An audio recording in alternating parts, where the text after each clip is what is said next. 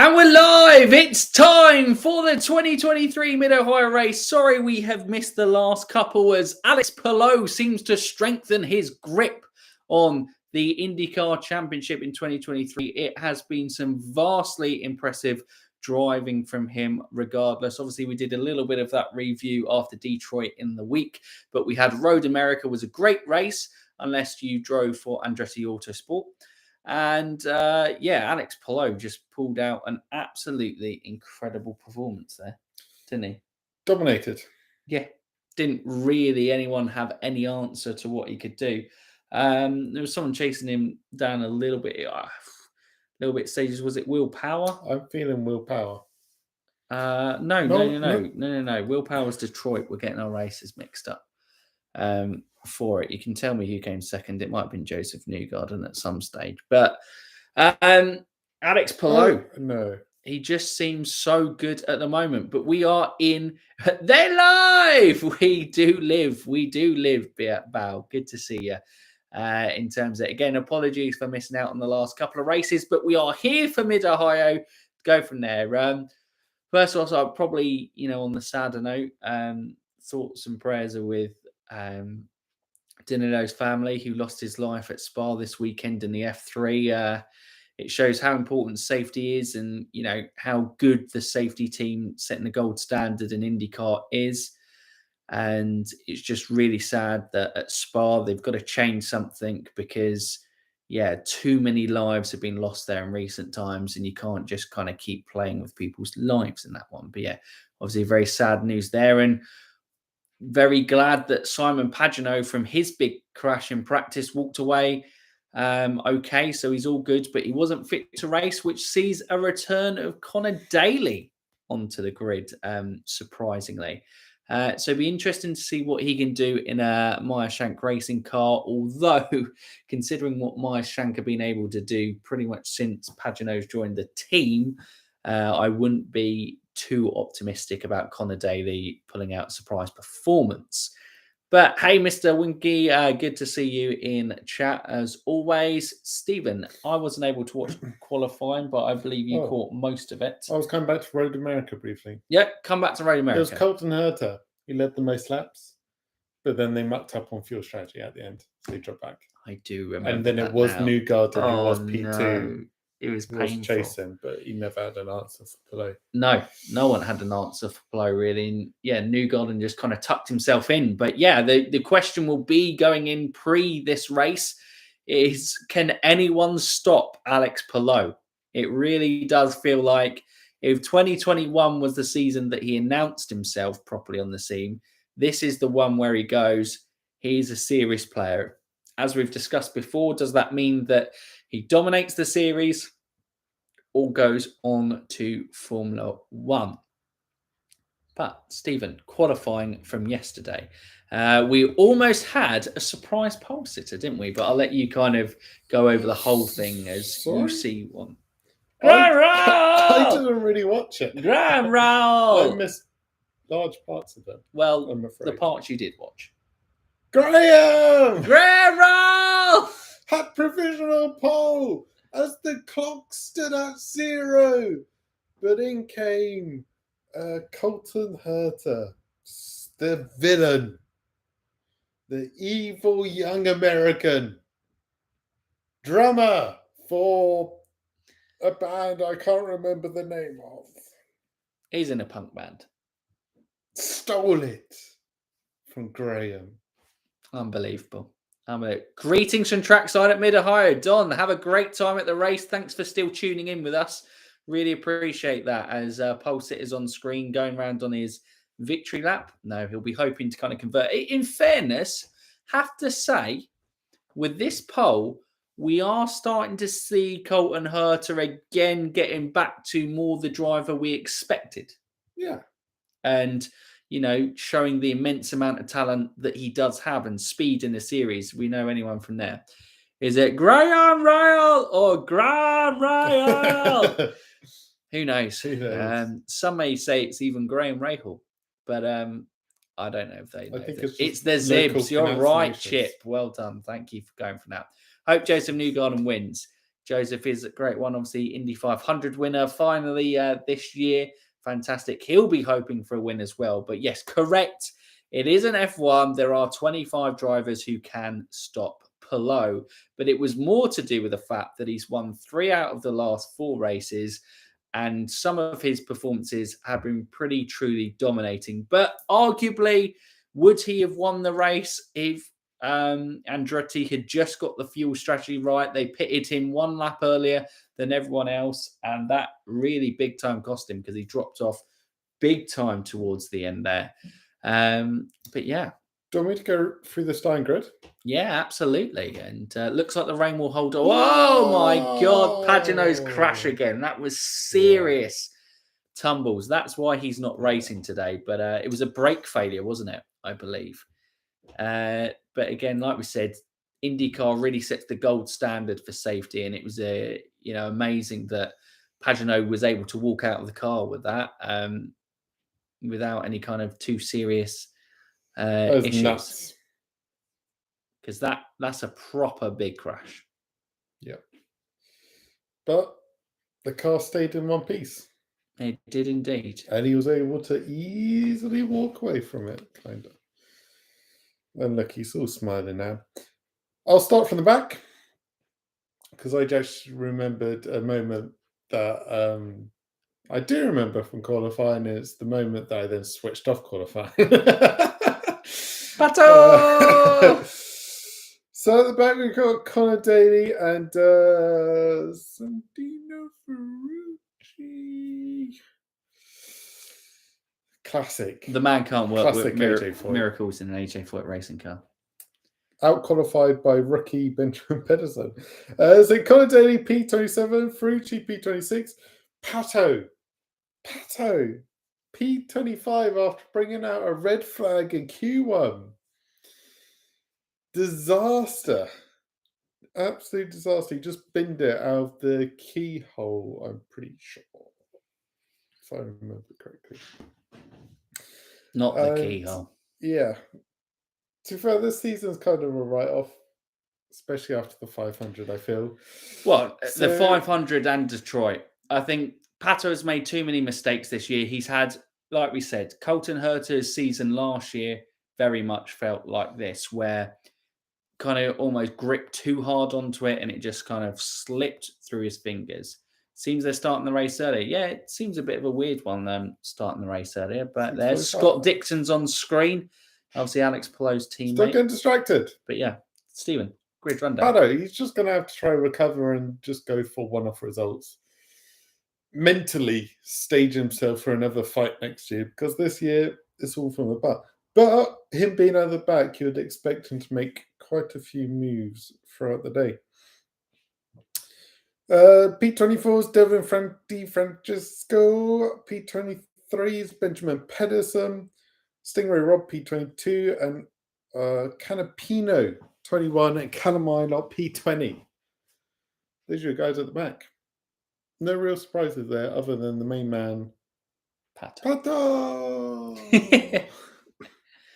Are you not able to watch the race? No, unfortunately, we can't stream the race while on screen because that is illegal. Because people they pay a lot for the rights to broadcast them. And so anyone who broadcasts them for free would get in big trouble. And we don't want to get in big trouble. We want to kind of share the race with you guys. So we have the race on in the background. We will commentate what we see and react to the race as it unfolds the best we can.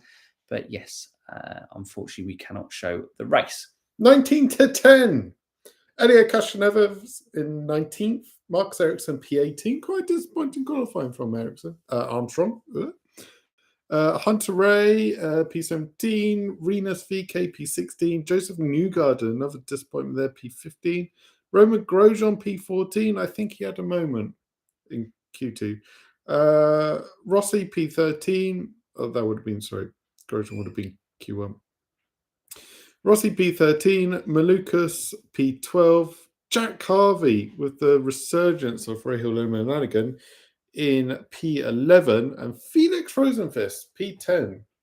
Pretty shocking day from McLaren to have only one driver in the top 10, and that was 10th. Yeah. And Felix, the man we all feel is out the door. But again, it's always been Felix's strength qualifying, but he's never been able to back it up in the day. And, it wouldn't be sod's law that actually, although he started the highest of the McLaren drivers, that he finishes the lowest of the McLaren drivers in the race. Yeah. Guy's fine for a seat, but maybe getting a bit desperate. Grosjean out in Q1, Newgarden out in Q1. There's the only other big names that are having to fight their way through the pack today. I think Newgarden, the Indy 500 win is such a huge win, and it can take it out of you, and he must have put so much into that race. I actually don't think it'll be him that will be Palou's nearest contender this year, which is crazy to say with Newgarden in the championship. But I do think it may come from Scott or Will Power having a bit of a late charge with things, as he's looked to kind of start the second half of the season strong. And maybe even Marcus Ericsson, because Ericsson has been kind of pretty consistent in it. He just hasn't been able to find those race wins as of yet. Okay, shut down. Marcus Ericsson, championship contender. Joke on. Then your top 10, I guess I have done as your top 9. Marcus Ericsson, P9. Scott McLaughlin, P8. Will Power, P7. Scott Dixon, P6. Christian Lundgaard, P5.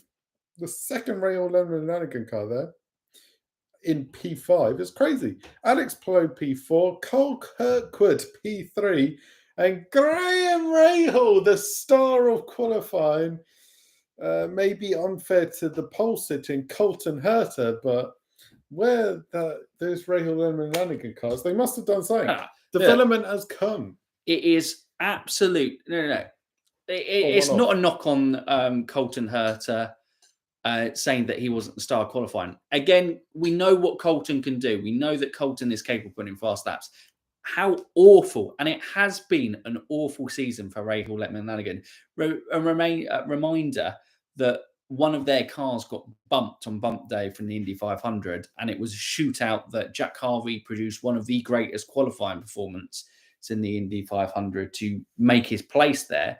They have been dreadful. They have been absolutely nowhere. They've had the odd performance from maybe Christian Lundgaard, the odd top 10 performance from Graham Rahal, from memory. So to qualify all cars within, what was it, the top 11? 11, yeah, I think. Top 11 for it, with 2 making it through to the fast 6 and Graham Rahal nearly securing pole.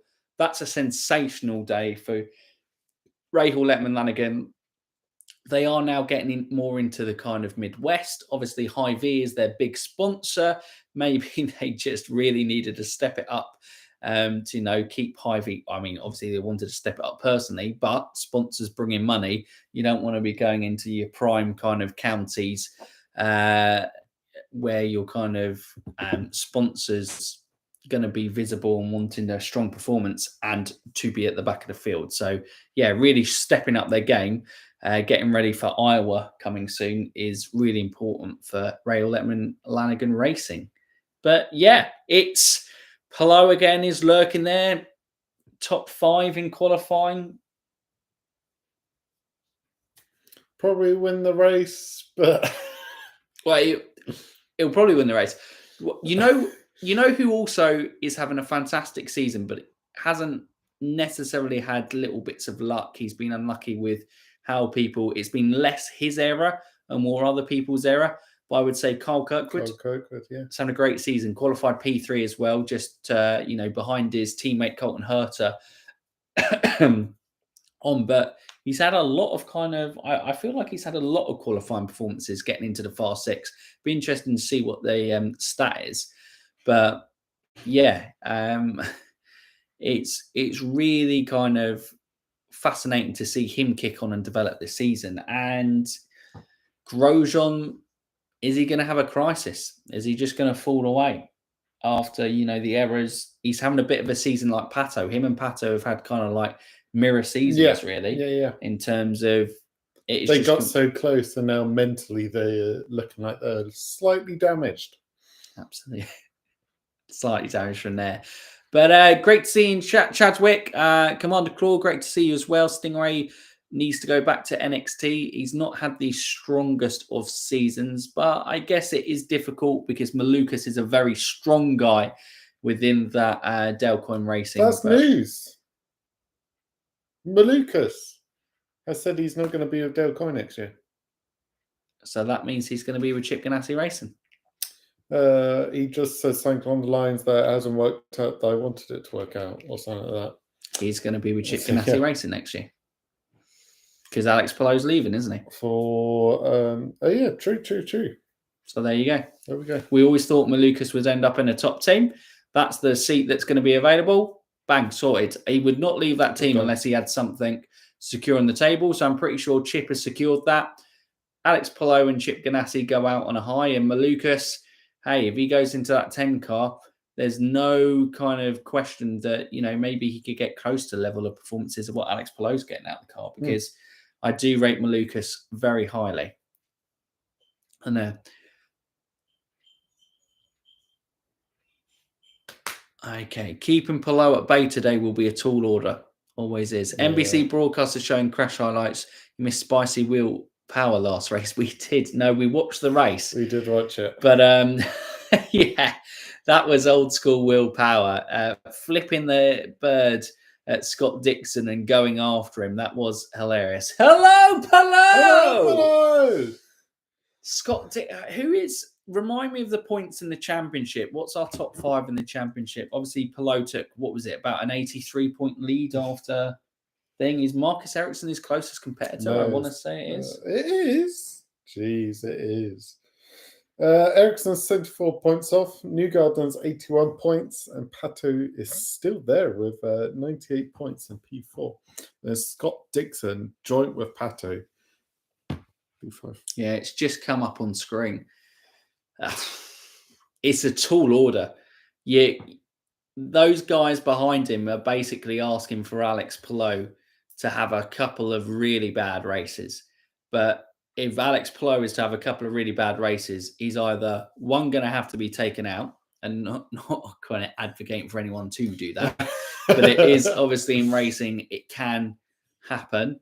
Or, in his championship winning season, he did have those speller races where he got taken out and his engine blew up after leading the race, wasn't it, at the Indy GP race 2? Yeah. That kind of fell away. So it'd be interesting to go from there.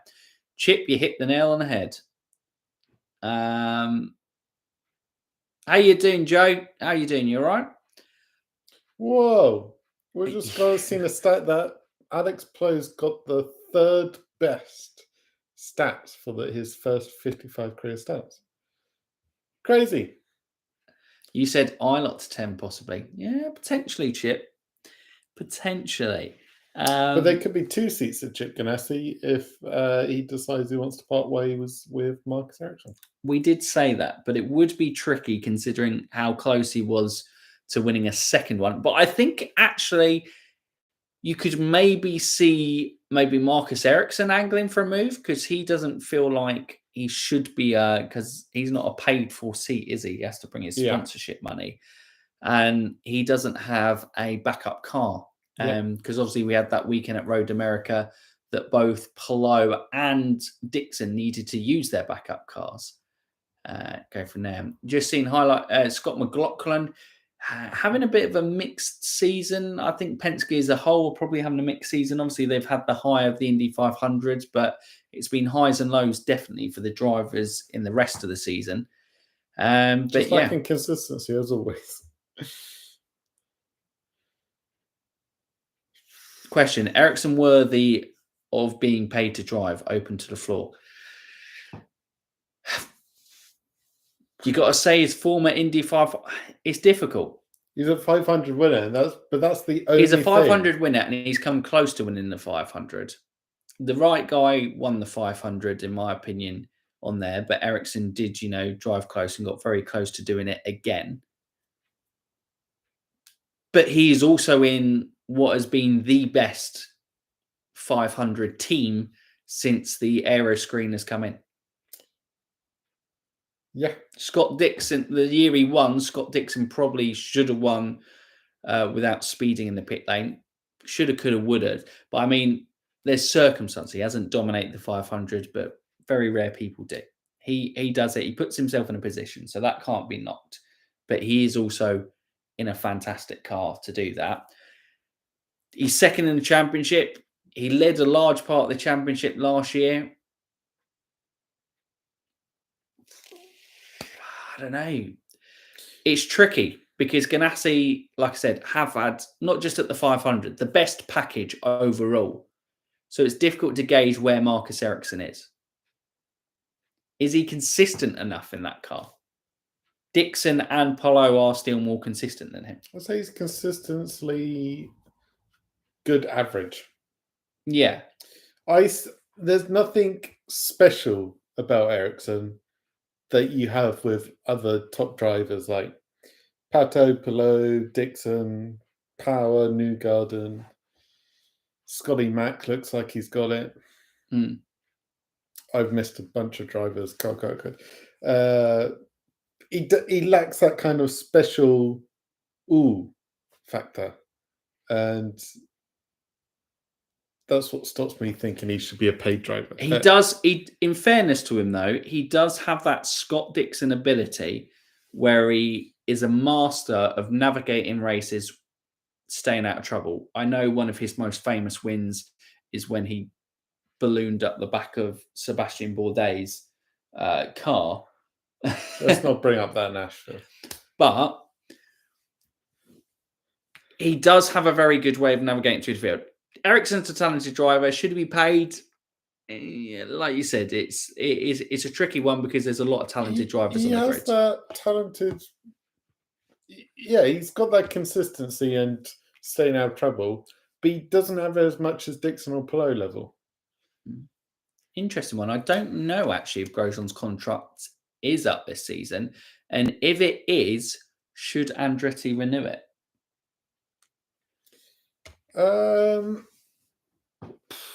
Because you have to say, overall, as things stand, still in the second half of the season, but as things stand, he's underperformed. Does anyone know we're due rain today? Yeah, Don says it should hold off, but could get tricky out there for sure. Sorry, good to see you, Big C Burger. Hello, Palou. And yeah, discussions going on whether Palou would go to F1. I think he would, because if he wasn't interested, why would he basically muck up the best seat in IndyCar right now? Yeah. So his ambitions is definitely on F1. I don't know if that is family reasons, being more Europe, but the F1 calendar has more races than the IndyCar season and is, all over the world more. So I would say he would see his family, although technically European circuit, would see them less, I feel. But yeah, it's an interesting one. Sitting on the tailgate.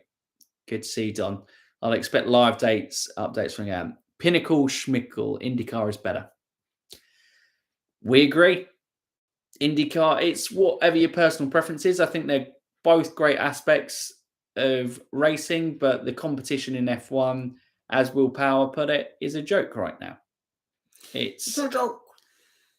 Max Verstappen, I heard a stat just before we came live, has won half of his career races in the last 14 months. Yeah. Because his car has been completely dominant. Yeah. Just mental. Absolutely mental.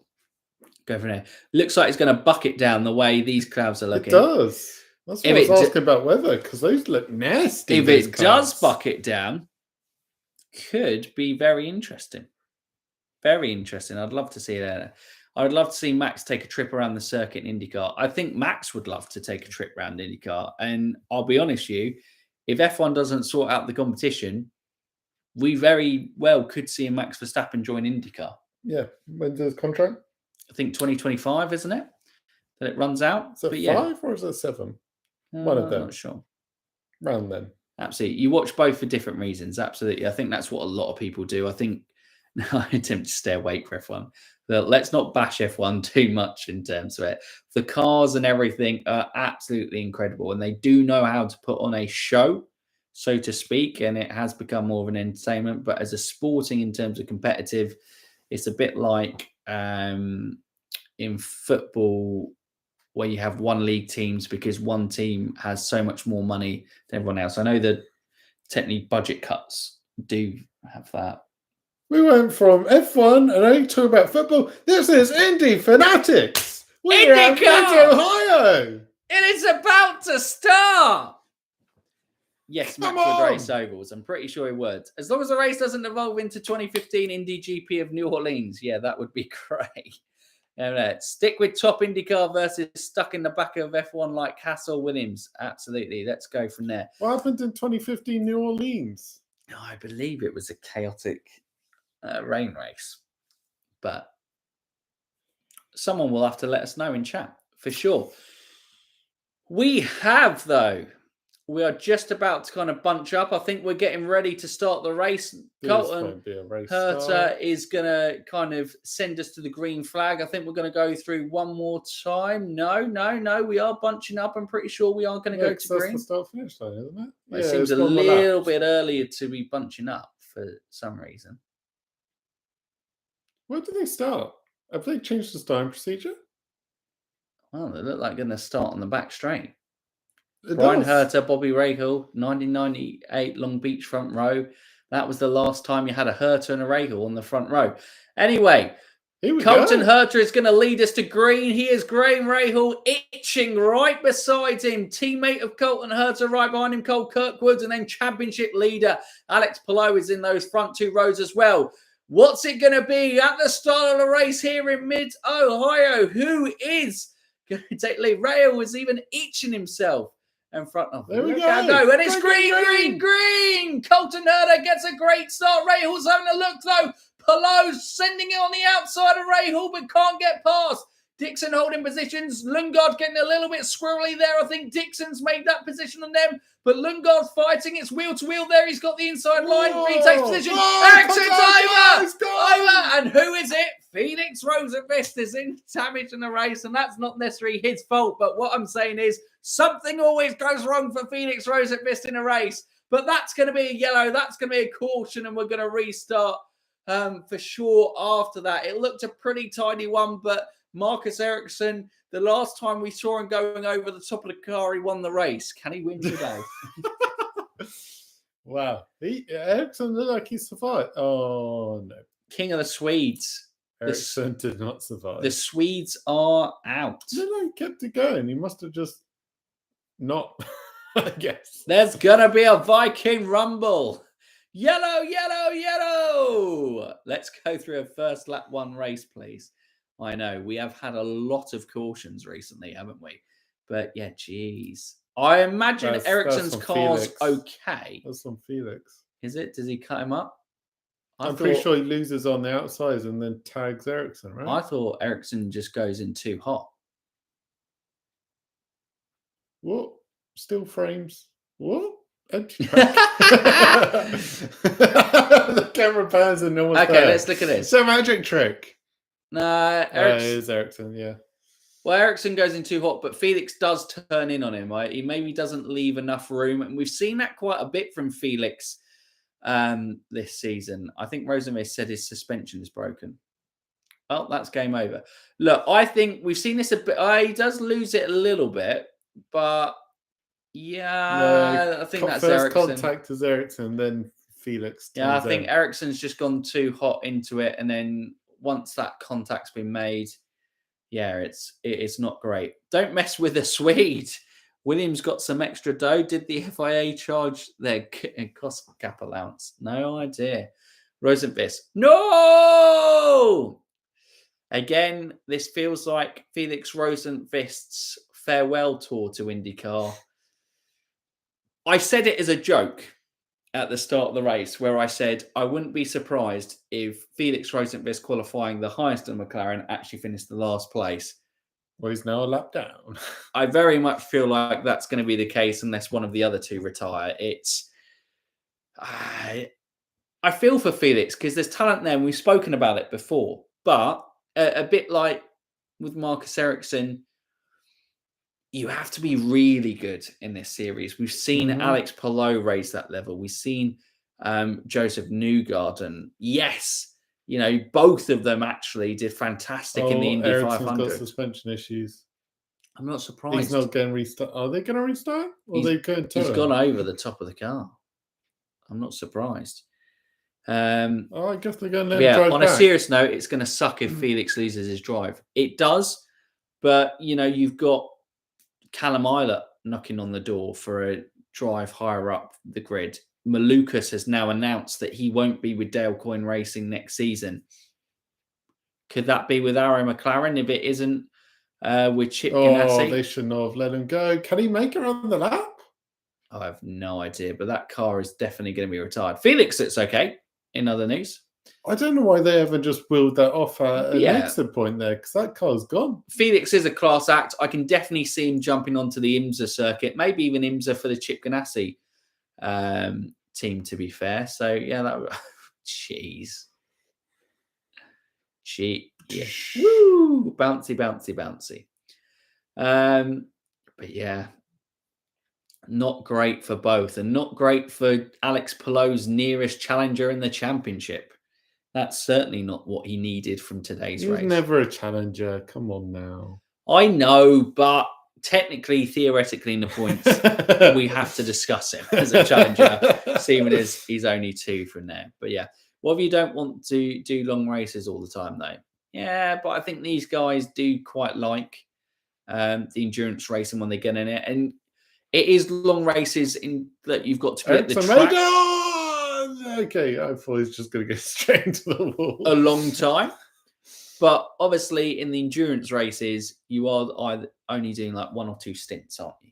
Realistically, in this one. Jeez. It reminds me of how Ed Jones' career ended. Don't remind Stephen of how Ed Jones' career ended. That is a bad name in this place. Do not bring up the devil. All right. Smoking, jeez. Yeah. Well, look, it just clips back in. Is his car on fire? I don't know what. He's not clapping. He's wafting. Yeah. He's wafting. I tell you what. I just noticed Felix's car has Ericsson's tyre mark across the right hand. Can Felix see? That's amazing. Vision's a little blurred.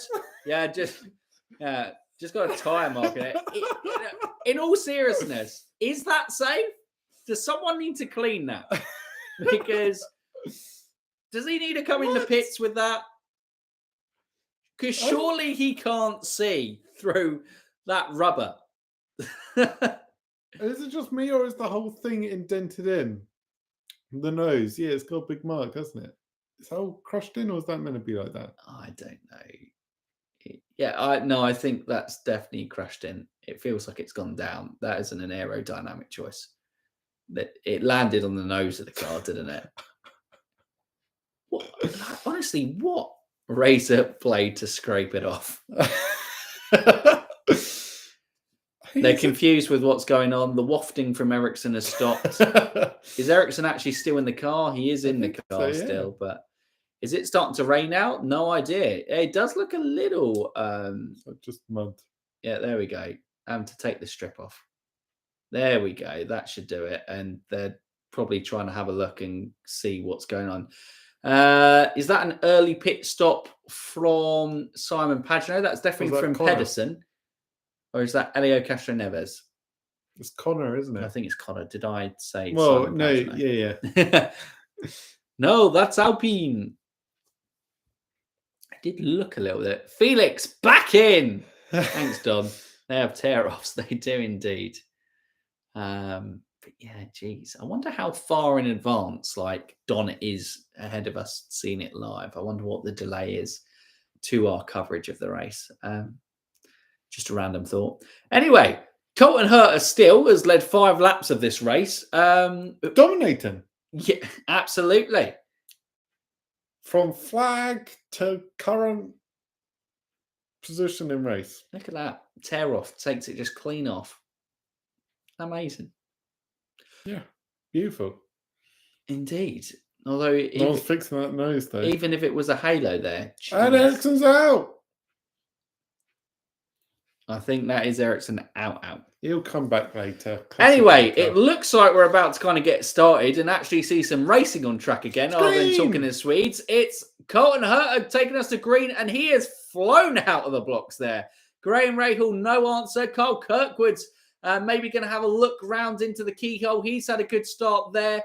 Where is Scott Dixon, actually? I know Scott Dixon is just there. Sorry, I couldn't see his car on screen. Will Power is... did he drop? Oh, Rossi goes wide on the key. Yeah, oh, he keeps our foil spinning there. Is that Grosjean? Wow, Grosjean's on the move. Grosjean making moves. Clearly, he heard us saying that maybe he's in doubt. But yeah, Rossi is looking to go around the outside of Grosjean. No love lost between those two for sure. Joseph Newgarden looking to take advantage, but slots back in behind Rossi. It is such a technical endurance circuit, Mid-Ohio. I remember, I think it was in the 2021 season, we had a double header here.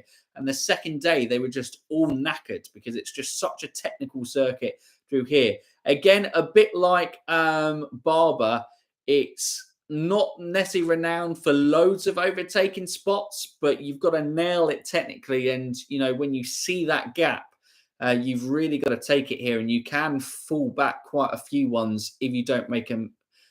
Few places here if you don't make a move stick, because the loss of speed if you kind of go off that line is quite big time. But Graham Rahal holding his own at the front there as it stands. How long has it been? Is it 2017 since Graham Rahal last won a race, I want to say?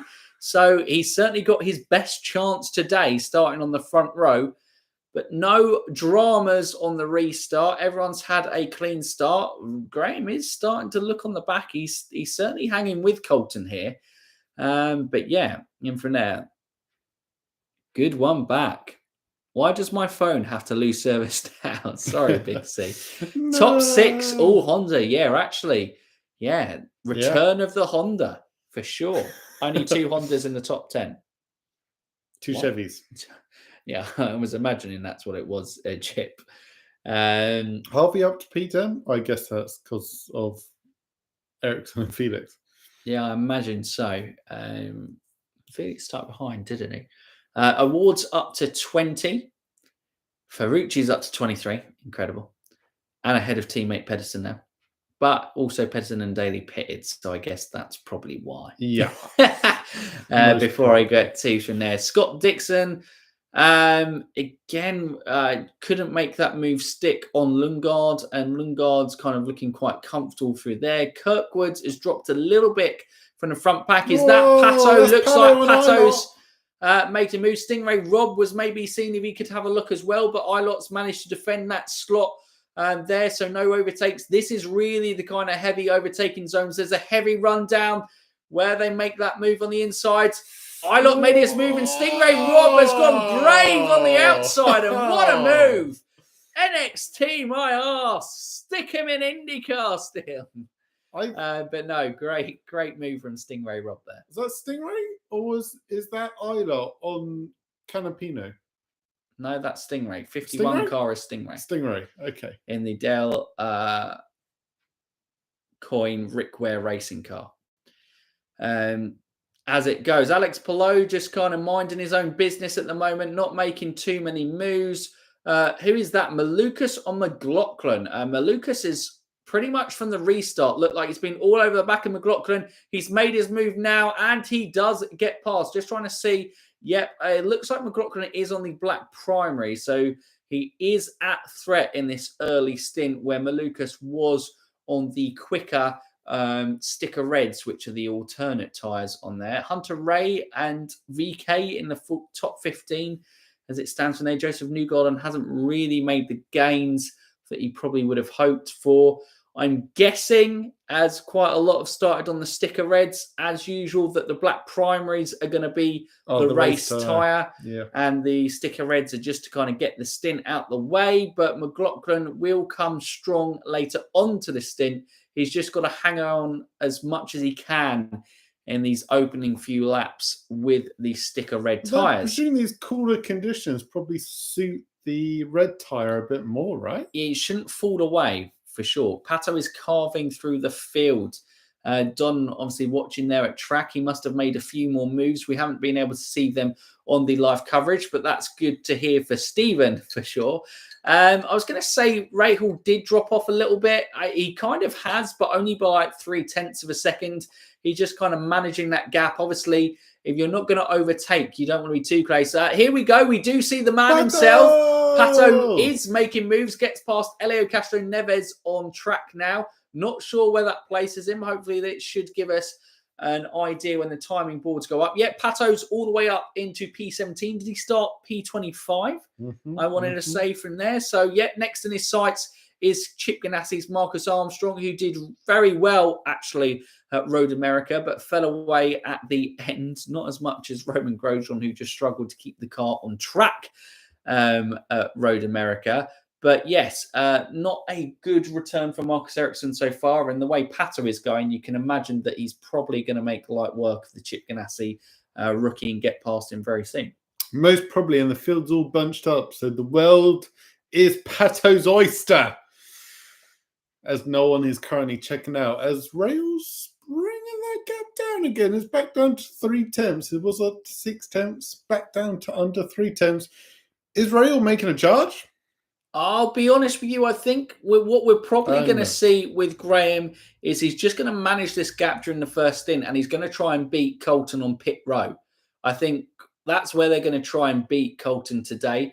Once you get your car in front, it is far easier to defend here at Mid-Ohio. There are few overtaking points, so you just have to kind of save your push to pass on this, which is the main overtaking point. Devlin DiFrancesco going wheel to wheel with four-time Indy 500 champion Helio Castro Neves, and he's not having a great day out there.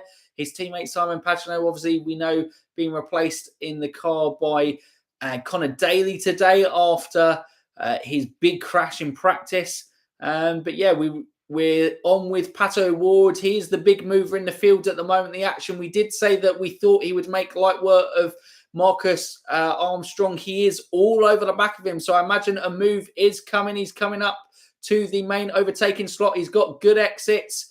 Go from there through the main straight. Is he going to go and make a move on the keyhole? He's got great exit. Ooh. He's really close there. He's going to have a look up on the inside. There he is. Looks like it's going to be easy. Marcus isn't going to make it easy for him, but Pato Ward does make the move. That's up to P16 for the Mexican driver. 98 points at the start of play behind Alex Palou. We've seen in recent races that drivers like Will Power make big moves from the back of the field. Did Will Power finish P3 in Road America, I want to say? Or was it Detroit that he made his kind of big move through the field where he just kind of navigated it? But, you know, this is just got to be a real no-nonsense race from Pato Ward, clean overtakes as we're kind of right on board. Marcus Armstrong will want to kind of have a look. But Devlin DiFrancesco looking to find some pace, but you'd probably hope so, seeing as Grosjean's moved up into P11. You've got his other two teammates filling the top three slots at the moment. So again, will Devlin lose his seat at the end of the season? It probably should be. Graham was having a look up on the inside of the keyhole as he's on attack mode on Colton Herta. Interesting. Yeah, it's going to be interesting to see what's going to be stronger here, the overcut or the undercut.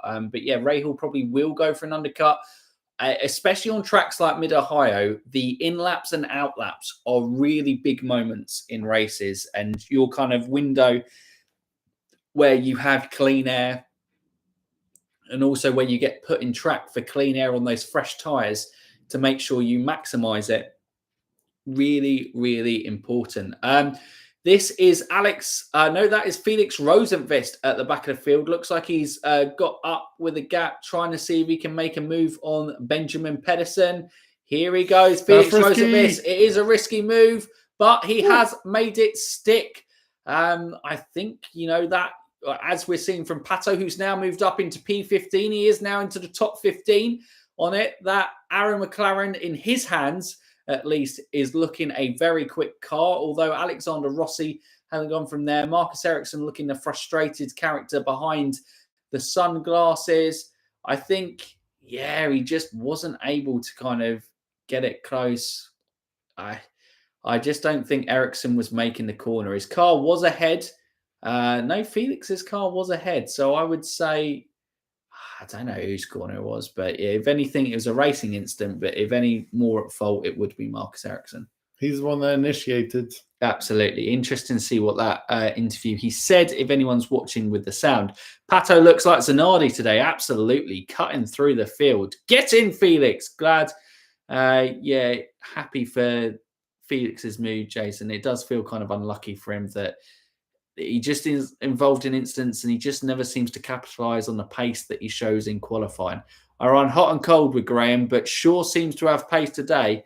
Absolutely, he does. And this is a statement from Graham Rahal. A lot of discussions from maybe whether Graham would move on from the team at the end of the season. But, you know, big investment from his father's team. This definitely looks like Rahal is making a move. He's kind of in there or thereabouts on Colton Herta. Up to the keyhole, Graham's the quicker driver, but then the second and third part of this track, Herta's got the pace.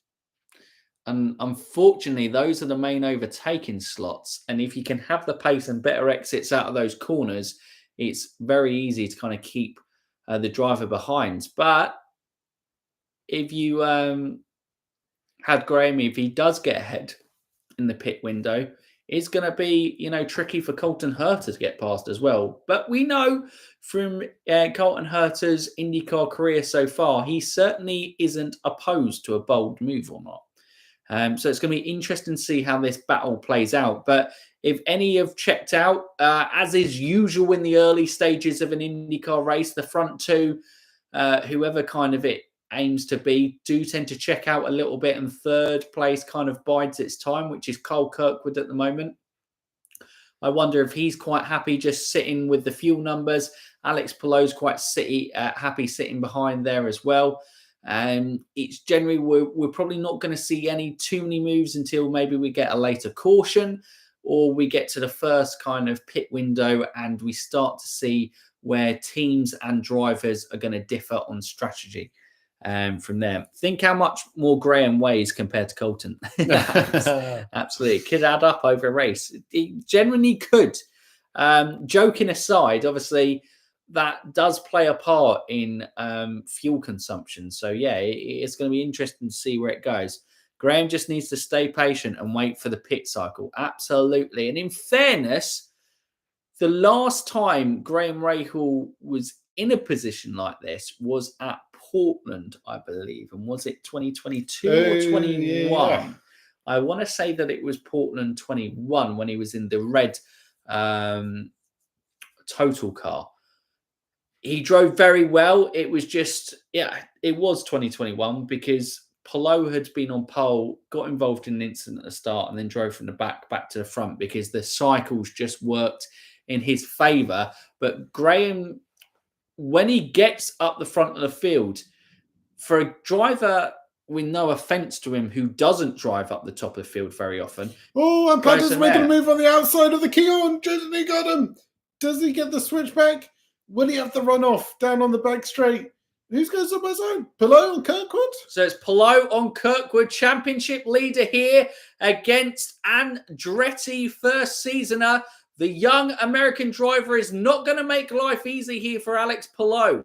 I don't know if Kirkwood's tyres are starting to drop off a little bit more, but Palou certainly is now kind of going in for the kill. And as he wasn't able to make the move stick and Kirkwood was a little slower there, it did bring Christian Lundgaard a little bit into play as well. And we've seen how talented Christian Lundgaard is in that Rahal Letman-Lanigan car, clearly pacing that car this weekend as well. So don't be surprised to see Lundgaard capitalise on that as well. Palou is on the black commercial. Oh, stuff. Palou is on the black tyres, so tyre life will come to Alex. And Pato pits. I don't see if he did complete that move on Uganda. I don't believe he made the move stick This in the is end. an early stop. Well, he started from the back, so he's going to have to be on an alternate strategy, which probably means that he is hoping he goes on to the black primary tyres now. Looks a good clean stop Go for a free stopper. I don't know, actually. Was that felt quite long on fuel? I wonder if anyone's got the commentary on whether Pato just got held up. Maybe the fuel pipe wasn't kind of pumping. We saw that with another driver recently, where he had a long pit stop because the fuel just wasn't coming in and it had to be there.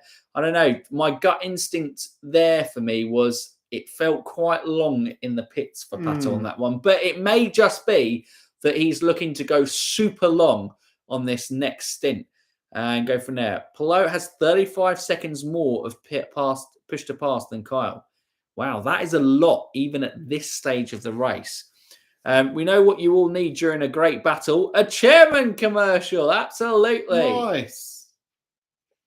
As much as what Kyle can really frustrate Palou here, if Palou isn't able to get past. Like I said, Palou, the tyres should come into him. He is on the primaries, isn't he? Oh, he's going to make a move Here's the move. I don't think although Kirkwood is holding. He's holding. This is going to be bold from Alex Palou. Contact! Contact! Contact! Hoagland avoids. Dixon avoids. That's going to avoid there. And he keeps it going. No caution. Now, interesting. Will that be... Usually it favours the driver on the outside. But did Palou turn in on Kirkwood there? No, Kirkwood had lost, hadn't he, to Palou? Yeah. I'm pretty sure it was front contact on Palou's. I was thinking Palou might be spun around there, but you do see it at times in these cars that a slight bit of contact with Kirkwood desperately trying to hold on. Instead of just conceding that one place to Palou and fighting tooth and nail for everything. But that's what you do as a racing driver. He has lost out big time there. Palou got under Carl's skin. Big time. But, Carl is, hoping that he will be a guy fighting for the championship. And Palou is the hot property in IndyCar at the moment. So we've got replays as we go. Palou just gets ahead. I don't know. Does he give enough room? He does crowd him quite tight on that inside. I'll be honest with you. A little bit rough from Palou, but he's certainly got, we'll have a better kind of idea here. And as we kind of ride on board. Yeah, I don't know there. I think that's a little naughty from Palou. That's a little naughty from him. That was a tap. Because you look on the inside there, and Kirkwood's there, and he has nowhere else to go. Palou definitely didn't. It definitely wasn't Palou's corner enough for him to turn in on the apex there. And I guess they can say that Kirkwood maybe could have backed out, but Alex Palou maybe showing some of the dark ones. Yes, Pato did pit. Bummer on Kyle. Absolutely was a bummer on Kyle. But really. That was nasty stuff from Palou. That is a champion right there. Getting his elbows out, because I definitely don't. They won't give a penalty for those sort of things, drive through. But really interesting to see how that one unfolds. But what that meant, as Kirkwood now backs up the rest of the field, he's now got to defend against Jack Harvey and Grosjean coming into the pack, as his tyres definitely wouldn't have had any favours from spinning around. He's just got to hold on for the rest of this stint. But it's meant that the top 10 is now as stands. Colton Herta, as he has done for the entirety of the race, leads. Graham Rahal, as he has done for the entirety of the race, is P2. Although has looked like he's dropped off a little bit. Quite happy to sit in P2 for the rest of this stint and maybe do a little bit of fuel conservation from there. Alex Palou, with that collision with Kyle Kirkwood, seeing him spin around, is P3. Lundgaard P4. Dixon 5. McLaughlin 6. Power 7. Malukas 8. Harvey now 9, as Stephen just said. Kirkwood has come into the pits. No surprise there, as his tyres did really seem like they dropped off a cliff. And Roman Grosjean completes the top 10 there. But Pato is back in P23 now. It's going to be interesting once everyone pits to see where Pato goes. He went for a big undercut on these things. No. Pato's going for a 3-stop, whereas everyone's on the 2-stop. Yeah. So the 2-stop window is about lap 30. And I remember, obviously not in the chat today, but Scott says If you pit more times than a Ganassi or Penske, very rarely are you going to win. So it is a risky strategy, but all it takes is a well-timed caution to cycle Pato to the front, and it could really pay off for him for sure. You just said elbows out at the same time. Nice, Jason. Great minds think alike, eh? I think had Carl not had a curb to deal with, he'd be fine, or it was only slight contact, he'd be okay. The combo did him in. Absolutely, Chip. Yeah. But yeah, definitely was a squeeze on the inside. Definitely wasn't nice racing from Alex Palou, that's for sure. Look at this. It appears that Palou is about to take charge of the race. Absolutely. Because obviously he's on the black primary, and I think we've got Colton Herta coming into the pits as well. Newgarden pitting there. See, I think these are all 3-stoppers still. Interesting. I don't think these guys. Well, yeah, they well, are yeah, 3-stoppers. It is far too early, yeah, for a 2-stopper. So maybe it is a 4-stopper. I don't know. It's going to be interesting. Yeah, it'll be a 3-stopper. Well, it depends when the leaders come in. To be fair, whether it's a 3-stop race or those guys are 4-stoppers. Yeah. Can we make the rest of the race without cautions? Hate to be a strategist for that. Absolutely. Cautions would really throw it there. Of top 3, Colton has most push to pass. Usually in these sort of circumstances, the race there looks like Connor Daly's getting a little bit racy with the rookie Pedersen at the back. Can't find a way through at the moment, but yeah, going to be interesting to see how this one plays out. He's looking good. He's looking good coming into that stint. He's going to have to stay close to him there. This is Alexander Rossi, I want to say, in the pits with Roman Grosjean. So this is really a fight on pit lane between these two. Tight as anything on track. What can the Aeroplane? Oh, the tyre. It's a bad pit stop for Aaron McLaren. It was okay. But they still got him out. They've still got him out in front of Grosjean. They've made the move. Rossi gets ahead of Grosjean. The fuel was still in it. They didn't really cost them any time. Managed to kind of save that. And Newgarden comes flying through. Obviously, he's there.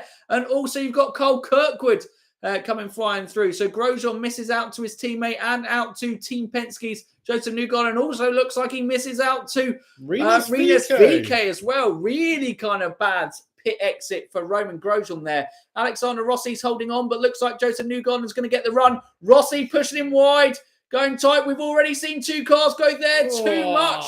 Newgarden backs out on the outside because he, unlike Alex Palou, did give Alexander Rossi room on the inside. But, 2 good mates there, I think, in the American ones. But you've got 3 great American talents there. Rossi, Newgarden, and Kirkwood. And, Rossi, tough coming out the pits, but has managed to keep it. And now that he's managed to keep that position, I imagine he will stay in front of these 2. But Kirkwood's had plenty of pace in that car. He is certainly going to be looking to be wanting to make moves. Pato looks like he is ahead of this pack, though. On track, he has undercut. No. By looking, I don't know if the timing sheets have worked out, but I'm pretty sure Pato is... Well, just in front of these guys? Yeah, way ahead of the pack. Harvey even got out ahead of Rossi, so Harvey might have had a good pit row as things stand. But the leaders, Herta, Rahal, Palou, Lundgaard, Dixon, McLaughlin, Power, Malukas have all not pitted, and also Marcus Armstrong hasn't pitted, which has moved him into the top 10 as it stands. Devlin Di Francesco in the top 10. But definitely don't expect that to go from there. Lots of heavy burnouts from the pit lane. Absolutely. Yeah. Love green flag pit stops. Makes for some good racing. Absolutely, it does. Really kind of introduces some interesting strategy. But yeah, for the 2-stoppers, I wonder what pit window they got to get to. Lap 30, I reckon it's going to be a minimum. 30 was the pre-race thing. But obviously we have those few laps on the caution. So they may even be able to eke out into the early 30s. Yeah, it's going to be interesting to see through there. But Alex, well, you think the guys on the Reds probably want to get them off absolutely as soon as next couple laps, and then Palou will be pushing it. I think it all depends on what Alex Palou does. If Alex Palou gets past them, then these guys are going to pit straight away, so they're not losing out on time.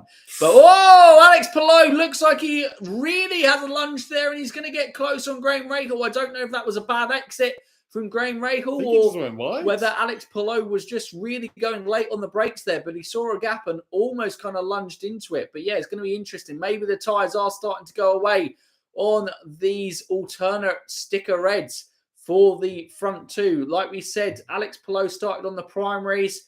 He is a guy who's just got strategy right week in, week out at the moment, winning 3 of the last 4 races.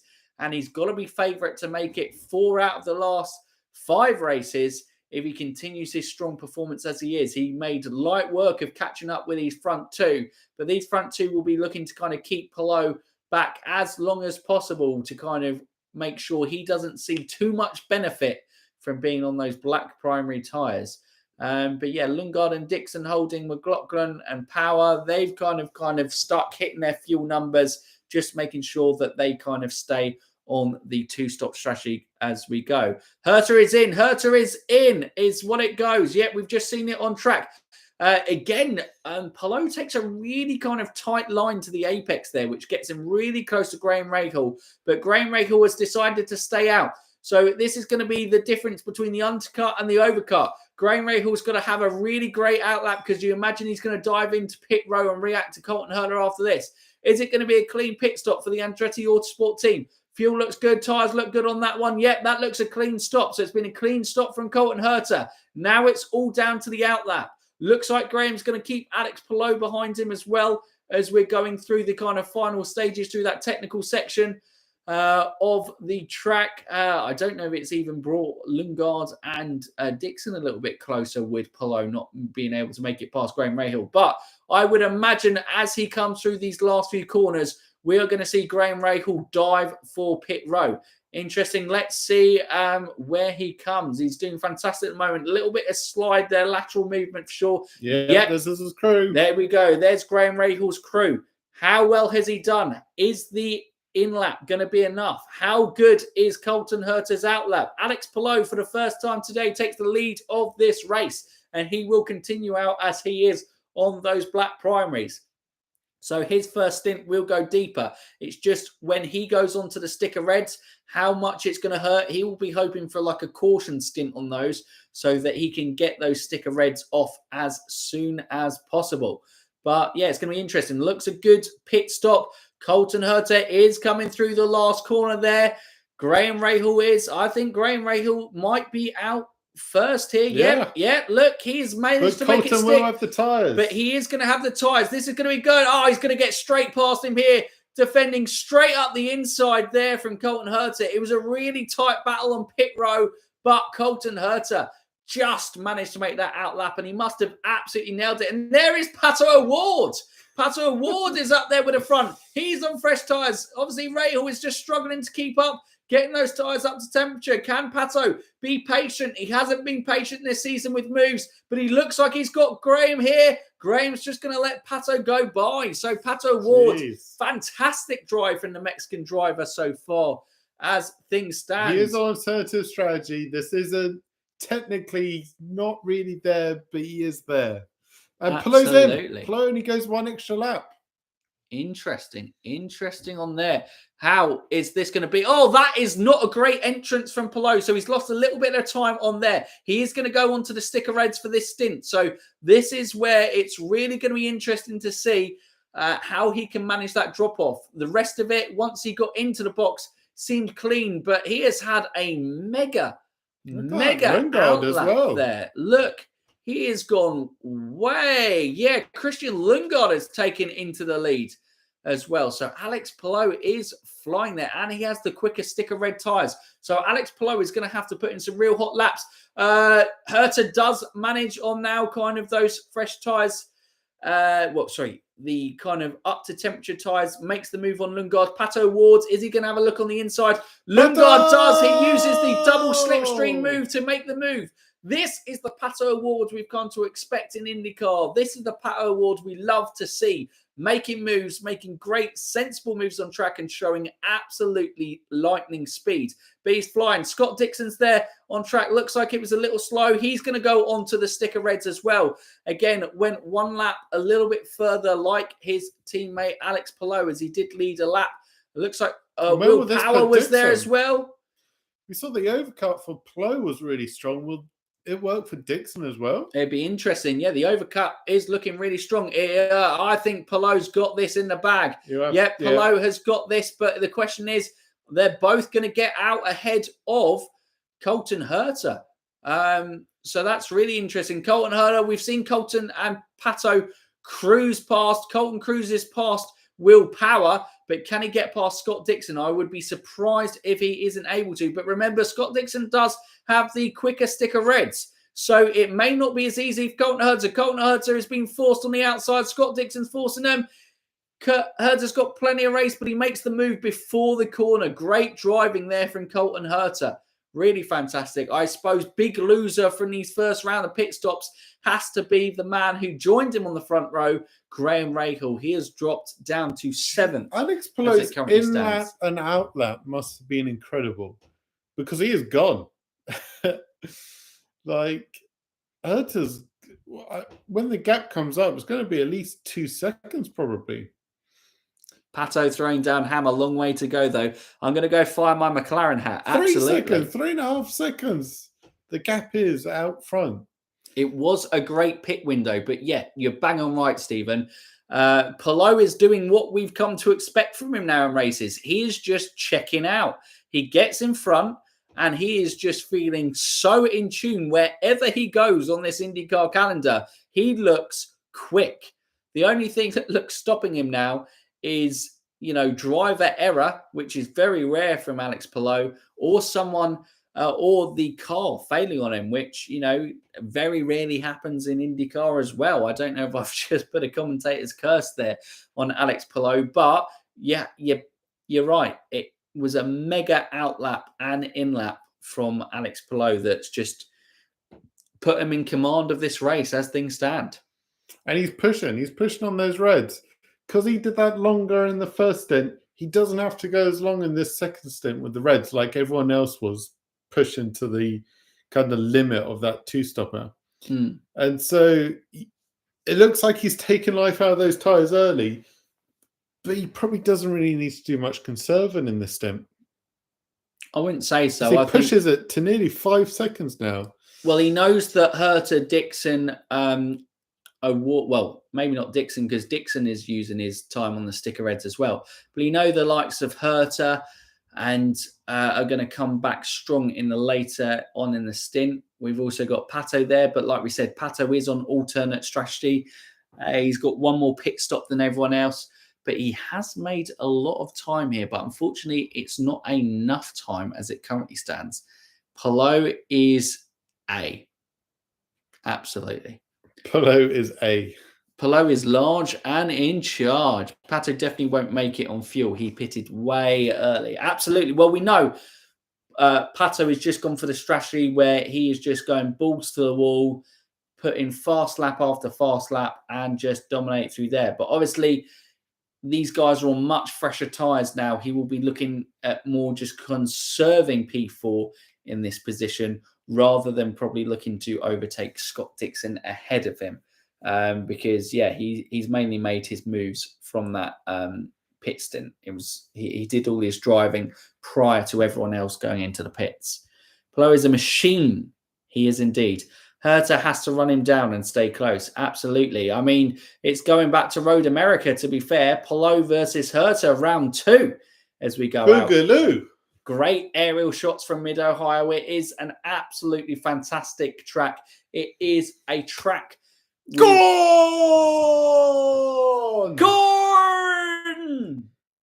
As sponsored, Indy Fanatics. Dun, dun, dun, dun, dun, dun, dun, dun. Gone! Lap 34. You're back with us at Indy Fanatics. Corn! Lap 34 of 80. During our corn break there, or corn malfunction, whatever you want to go from there. Palou, as he has so often done in recent races, leads this race 5 seconds ahead of Colton Herta in P2, who was our pole sitter and who has led the most laps in this race so far. Scott Dixon is P3, Pato O'Ward P4, but reminding he's on a massive alternate strategy to the rest of that top pack.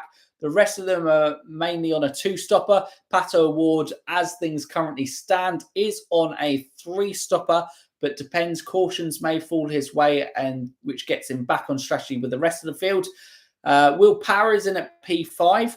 Christian Lundgaard P6, and Graham Rahal, who started on the front row, lost out big time on pit row, didn't make the kind of overcut work where, Alex Palou was able to make the overcut work. Scott McLaughlin 8, Rossi 9, and Malukas 10. Outside the top 10, you've got Marcus Armstrong in P11, Devlin DeFrancesco doing well in P12, Jack Harvey P13, Newgarden 14, just no pace out there today. It is a damage limitation day for Joseph Newgarden. He just isn't getting enough. As we see here, we're looking Graham Rahal. I did think that maybe there was an issue in the pits for Graham Rahal. Fuel. Maybe it was fuel. A little bit slow on fuel there for Graham Rahal. And that kind of fraction of a second is massive. It's what got Colton Herta to fly straight past him. And also got Alex Palou to absolutely fly. And Lundgaard, his teammate, who's now leading the Rahal Shenanigans. All that after just one pit stop. What's the order going to look like after stop 2? Absolutely no idea, Kyle, but it's going to be, crazy out there. It is definitely feeling a race where pit row is going to be so important, and the pit crew, it's going to be there. Any mistakes, and it could send your driver from being in race contention all the way to being outside the top 10. It is that close between those top guys out there, unless, of course, you're Alex Palou, who is just flying, absolutely flying out there. I mean, Scott Dixon is doing well in P3 as it currently stands, and actually probably is quite happy that it's Pato O'Ward behind him, because it means that it's going to stop the likes of Will Power, Lundgaard, or Rahal getting closer up to him later on in this stint, because hopefully, there can be a little bit of a gap, as he already has a 1.5 second gap from Pato. As we already said, Pato is on the alternate strategy. So, it's going to be interesting to see how this plans out. But Pato is just putting hammer lap after hammer lap. When did he lap? Around about lap 25? Pato? Yeah. Was about 17, 16. Okay, so then Pato is approaching his next pit window. He can go another, 7 laps? Yeah, I know it's a bit longer. So I imagine, we'll probably expect to see Pato. About 45. Yeah. Lap 45. Cheers, boys. Approaching halfway time for a Guinness. Absolutely, Chip. From there. Whatever refreshment you need to get you through a tense and thrilling IndyCar affair, unless Alex Palou does what Alex Palou does. Don't do that, Alex. We're quite enjoying having the kind of... Whoa! That's a replay, and that's Felix Rosenvest locking up big time. And that was just coming out the pits. I don't know what happened. Did he just fly out, or okay, whoa, that is bad from whoever that was. That looks like Malukas potentially there.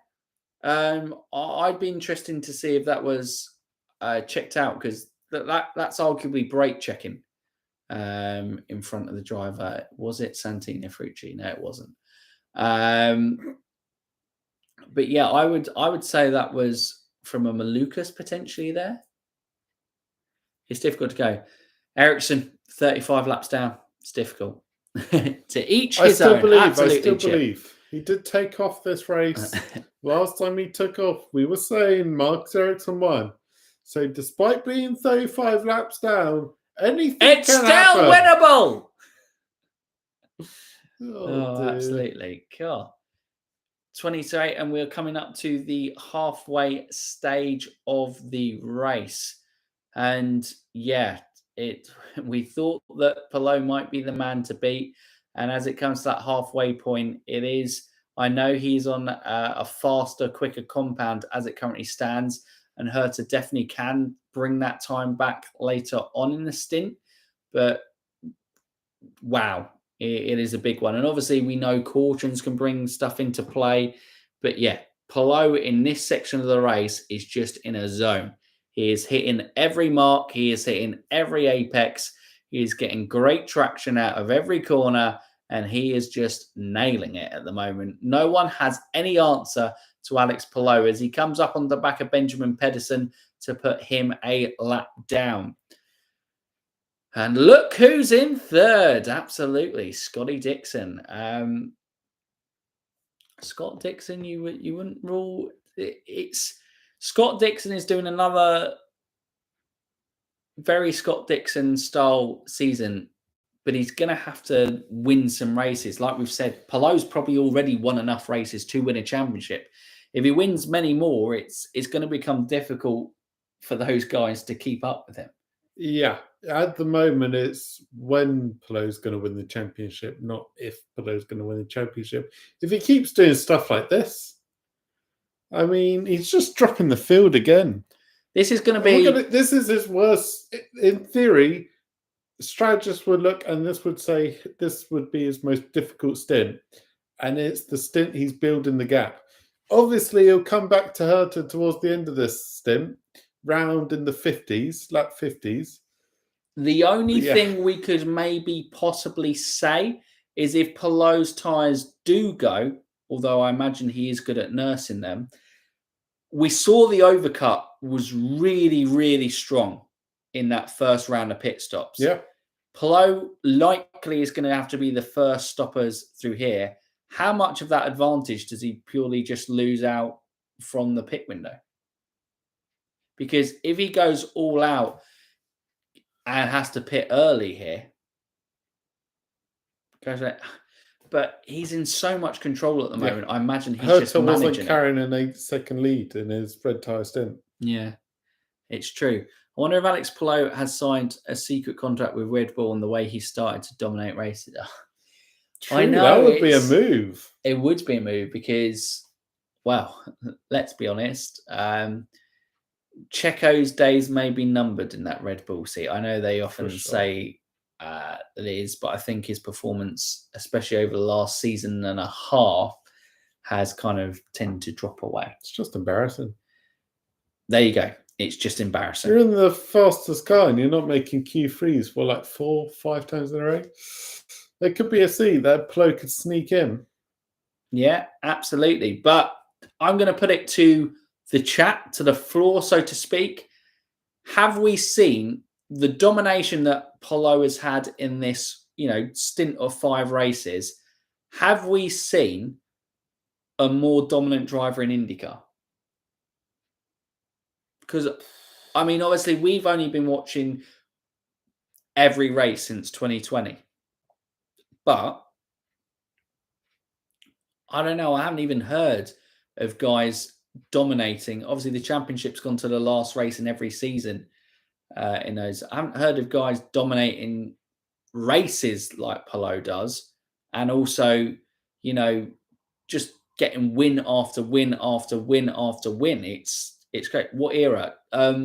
This current era, where, say, from 2008 onwards, where we've had a stock chassis. Let's say from, when this chassis came in 2012, have we had, a guy dominate as much as this for now? I don't know. Dario Franchitti potentially at the back end of that. Palou deserves the Perez seat, in my opinion. Look, if he goes to F1, he definitely deserves a top seat. He definitely doesn't deserve to become a mid-pack driver in that series, because the kid is hugely talented. What he did in this first season with Chip was special. What he's doing here is nothing short of exceptional. Go from there. Sure, Dixon always in a position to add up championships. Yep, Dixon is always in a position to add up championships, but did he just win races like this? Dixon he got accumulated 2, 3, maybe 4 wins in a season, and then would be in and around the top 5. Palou, as this stands, could end this season with 6, 7 wins, which I feel was almost unheard of. Yeah, you had Bourdais back in the kart days, didn't you? Or Champ Car, as it did. Definitely felt like there. But I just feel, in these ones, especially when you look at the field. Yeah, the field's been as probably competitive as what it's been for 2, 3, maybe 4 decades. Yeah, we're maybe going back to like the 80s, 90s when the field was probably as competitive as this throughout the grid. And Palou is saying, thank you. It's mad. Well, Mario Andretti still had 8 more wins in his first 55 races, according to the stat earlier. Yeah, he would do, but obviously IndyCar was a lot more like F1 back in the day because you had more kind of influence on the car, shall we say. It wasn't a stock chassis. Whilst we've been having Palou conversations, he's been stuck behind a Benjamin Pedersen, which has allowed Herta to reel that gap in from nearly 9 seconds down to about 6 seconds.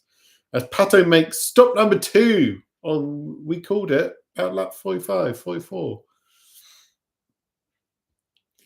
So, yeah, his next stop will be, and he's got nice clean air here, although he is going to have Joseph Newgarden go past him.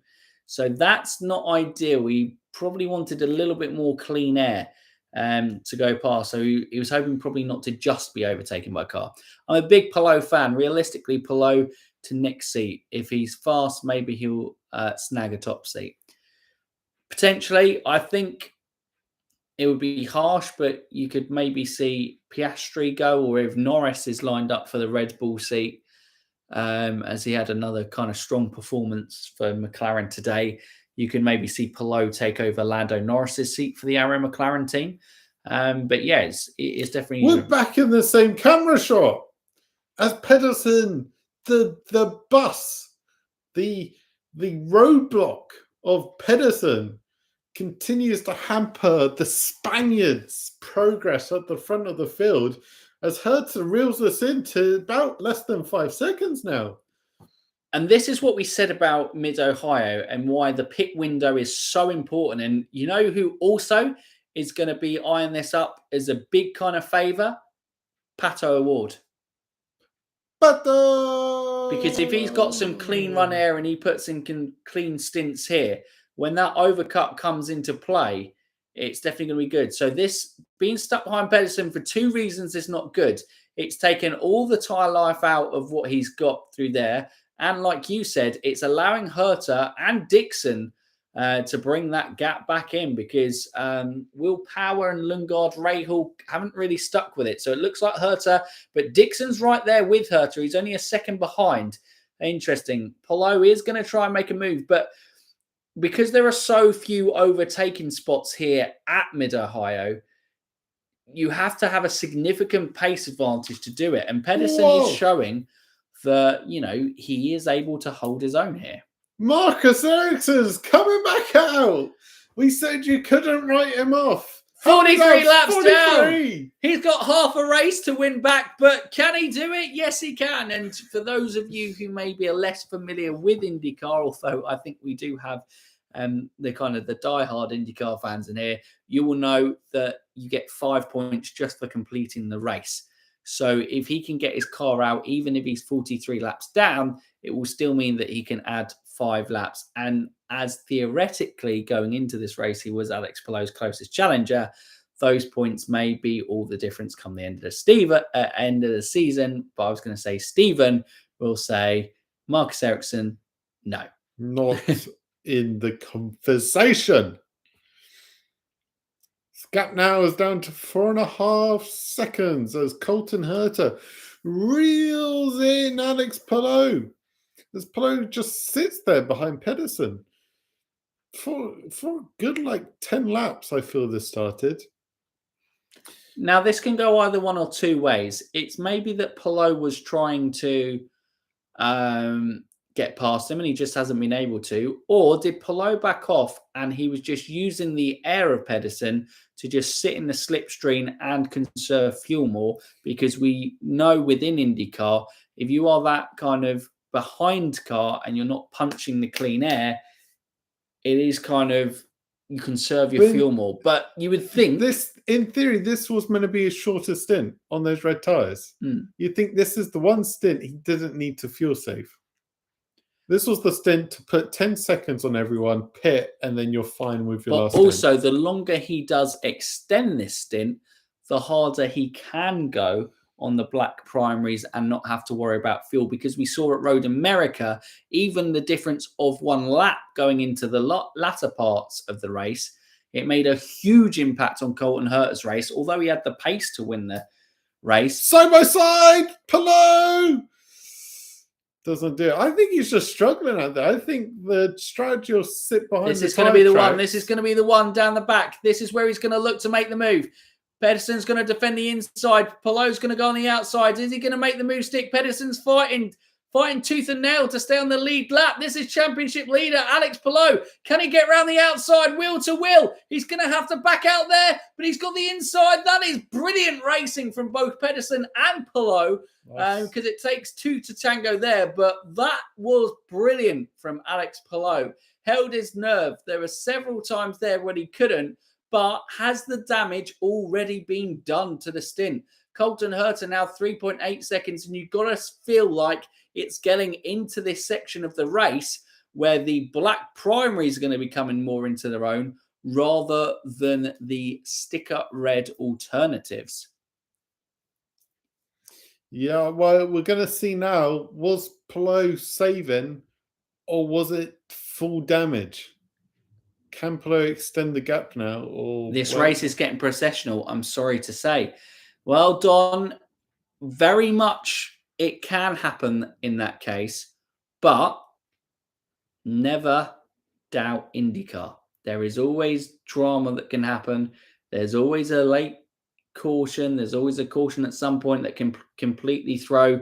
Remembering, guys, if there is a caution right now, it plays massively into the hands of Pato O'Ward because he's pitted. Yes, kind of. It depends because they're getting close to their pit windows. And if that's a long caution, then they may have to kind of, come in and it would be desperate on that front. So I think it would play massively into Pato's hand because everyone would have to come into pit row and Pato can stay out there and would go out into the lead lap. Or would he take advantage? I mean, he wouldn't take advantage. He still needs to pit again. Yeah, You can't do 36 laps here, surely, even with a caution. Yeah. But actually, Dixon got to 34, didn't he, with the early caution? Was it 35? 34? Yeah. Never forget the Andretti curse too. Oh, God. Never forget. We're on lap 50 out of 80 here, so 30 laps to go at Mid-Ohio. It has been in the early stages. It was an interesting contest between Colton Herta and Graham Rahal, but once we went onto pit row in green, we've seen moves. Well, the biggest mover and overtaker in the race so far has been Pato O'Ward. He's on that alternate strategy. It's going to be interesting to see how that one plays out. But ever since he got the lead, since that first round of pit stops, this has, again, as it has so often been in recent races, the Alex Palou show. Will that happen in the last 30 races? Will he hold on? Will he dominate? Because, well, I said it may have been the time where Colton Herta, but maybe Colton Herta is stuck behind Benjamin Pedersen now because the gap has extended to 5.5. It was extended before Herta got to Pedersen. I think you were right. I didn't think the theory was true. Palou was just sitting in Pedersen's tracks to save fuel. And now he's just checking out again. Interesting. He just has so much pace compared to his rivals. But last pit lap was 29. So Palou did go 2 laps longer on there, which may help him to pit around about the same time as the other guys. But yeah, Alexander Rossi is coming into the pits. Early pit stop currently in P11. So going to go for the undercut. But we've seen the undercut has been weaker here so far. So, issues on that front left. I'm not sure if that hurt him or whether the fuel was kind of go from there, but it wasn't the fastest of pit stops from the McLaren team for sure. So that's like one IndyCar driver succeeding to F1 every 20 years or so. So maybe the odds are on for another one. Absolutely. Dixon is all over Herta. Absolutely is. So I don't know. Maybe you're right, actually. You said earlier in the race that the cooler temperatures maybe played into the sticker red alternatives a little bit better. Maybe they're just holding their life more. And, you've got Dixon on the back of Herta, and he's been with those sticker reds there. And as we say that, we do have the clip. We've got Dixon on the back of Colton Herta now. This is the rundown. Is he going to maybe have a look? No, I don't think he's close enough for this lap. But is it because Pedersen's ahead? No, it's not really because of that. I think it's just Dixon has more pace than Colton Herta at this stage of the race. Looks like Joseph Newgarden is coming into the pits as well. Early pit stop for him. Yeah, as we're 28 laps away from the final. So the final pit window is open. These are all safe, get to the end pit stops. Now, really interesting here. We have Pato O'Ward. There is about a 10-second gap between himself and Devlin Di Francesco. This is hammer time for Pato O'Ward for sure. He's got clean air on track, and he has just got to absolutely nail lap after lap and see where he comes out in this next stint. But yeah, can Stingray Rob finish a race today? Pick C. Brutal on that front from there. But yeah, in terms of like IndyCar rookies progressing to F1, Jacques Villeneuve, has the equal best rookie season ever. Everyone talks about Lewis Hamilton's rookie season, but they don't talk about Jacques Villeneuve, where he comes across, maybe because he did have that stint in IndyCar, winning the championship in Indy 500 before he went across. But, Jacques was, when he first came across, was a fantastic driver. Went a little bit odd, admittedly, but was still a kind of superb driver from there. I think the prime for a Formula One driver is pretty narrow. Now, I will say Fernando Alonso is at the antithesis of that, but I just don't see any IndyCar driver moving to F1. It's just not there. Play bits. So, interesting. This is it. Alex Palou is pitting. How long will the Hertas and Dixons stay out? Nearly 9 seconds again, the gap. Crazy strong drive after he took Pedersen there. And is that going on to another set of sticker? No, that is the primary tyre. That is the primary tyres for Alex Palou. So that is the tyre that should get into the end of this race. Scott Dixon also pits. So it's Herta that stays out and Power that stays out. So Dixon won't make any moves on Palou from there. But going to be interesting to see from there.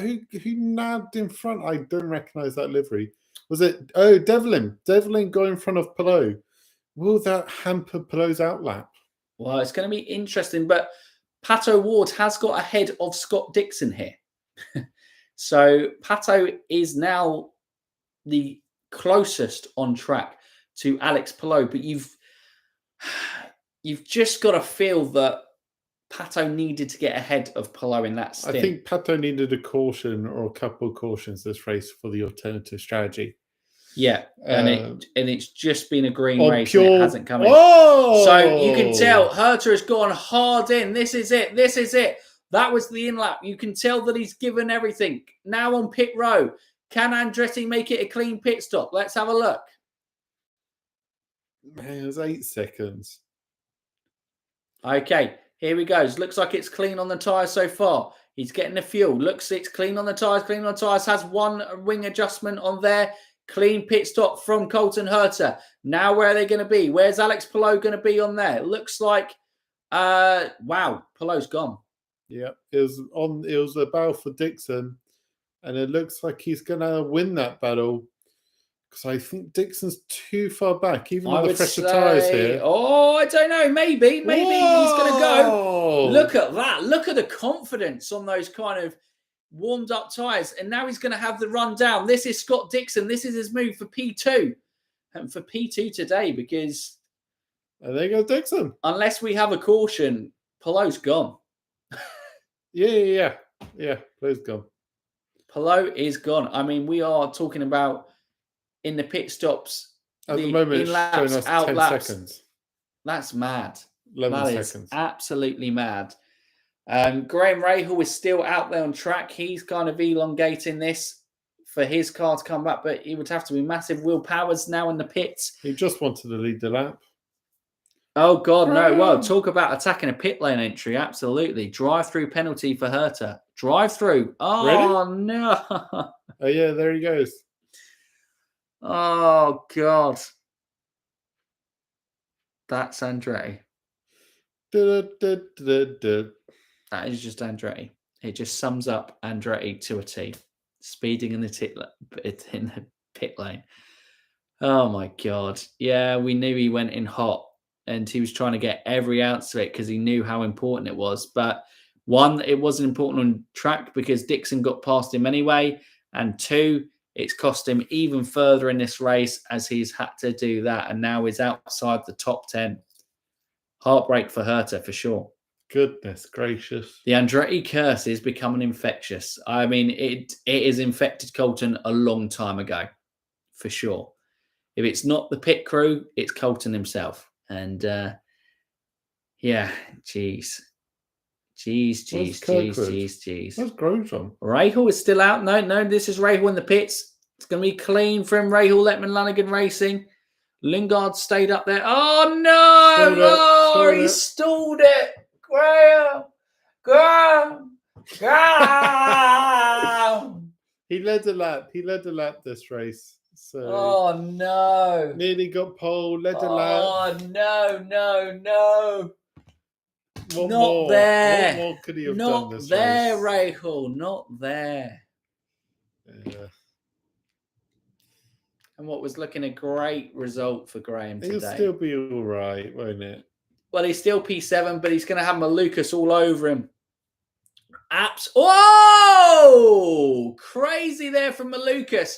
But isn't it crazy through the keyhole how the kind of fresh tyres have so much less grip than the tyres? If he holds on it, no, he's not going to be able to hold on. No. Malukas manages to hold on through there. But P8 looks like probably where he'll stay. So currently, as things stand, Will Power has kind of worked his way into a podium position. Yep. It looks like. Dixon is P2, Palou's nearest challenger. But we said at the start of this stream, does anyone have an answer for Alex Palou? 58 laps out of 80 at Mid-Ohio. The answer is no, as it currently stands. But I'm sure at the track it is seeming processional, but it's been a good race. It has been a good race, but Palou, man, it was a tied-in stall. The tyre wasn't on. No. The rear left tyre wasn't on. No, look at that. Bobby, someone's getting sacked in the morning. I hope they don't. I can only imagine what the team debrief is going to be like at Andretti Autosport. Absolutely. I couldn't work out the multiple lettering from Graham.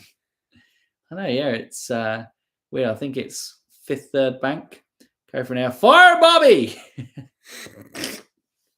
Fire everyone! But yeah, top 5. There he is again. Alex Palou. Pato Ward P2, but he will have to pit again.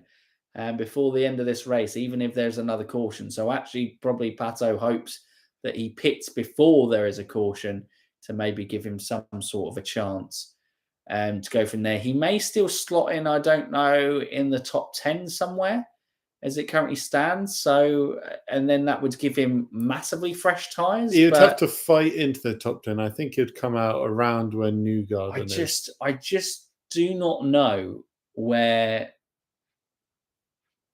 Well, we have a familiar story here. Is this Palou behind Pedersen? Are we watching Palou right now? Was Palou just sitting in the tracks of Pedersen, but this time Pedersen just went, I don't want to do this again. Not again. Just go out of the way. Here's Pato just absolutely... And in fairness, he has brought the gap in on Palou. Pato probably is the fastest guy out on track and probably was the only one who could have challenged Palou today, but he's had too much to do. Too much. 25th on the grid. They went alternative strategy. They had to.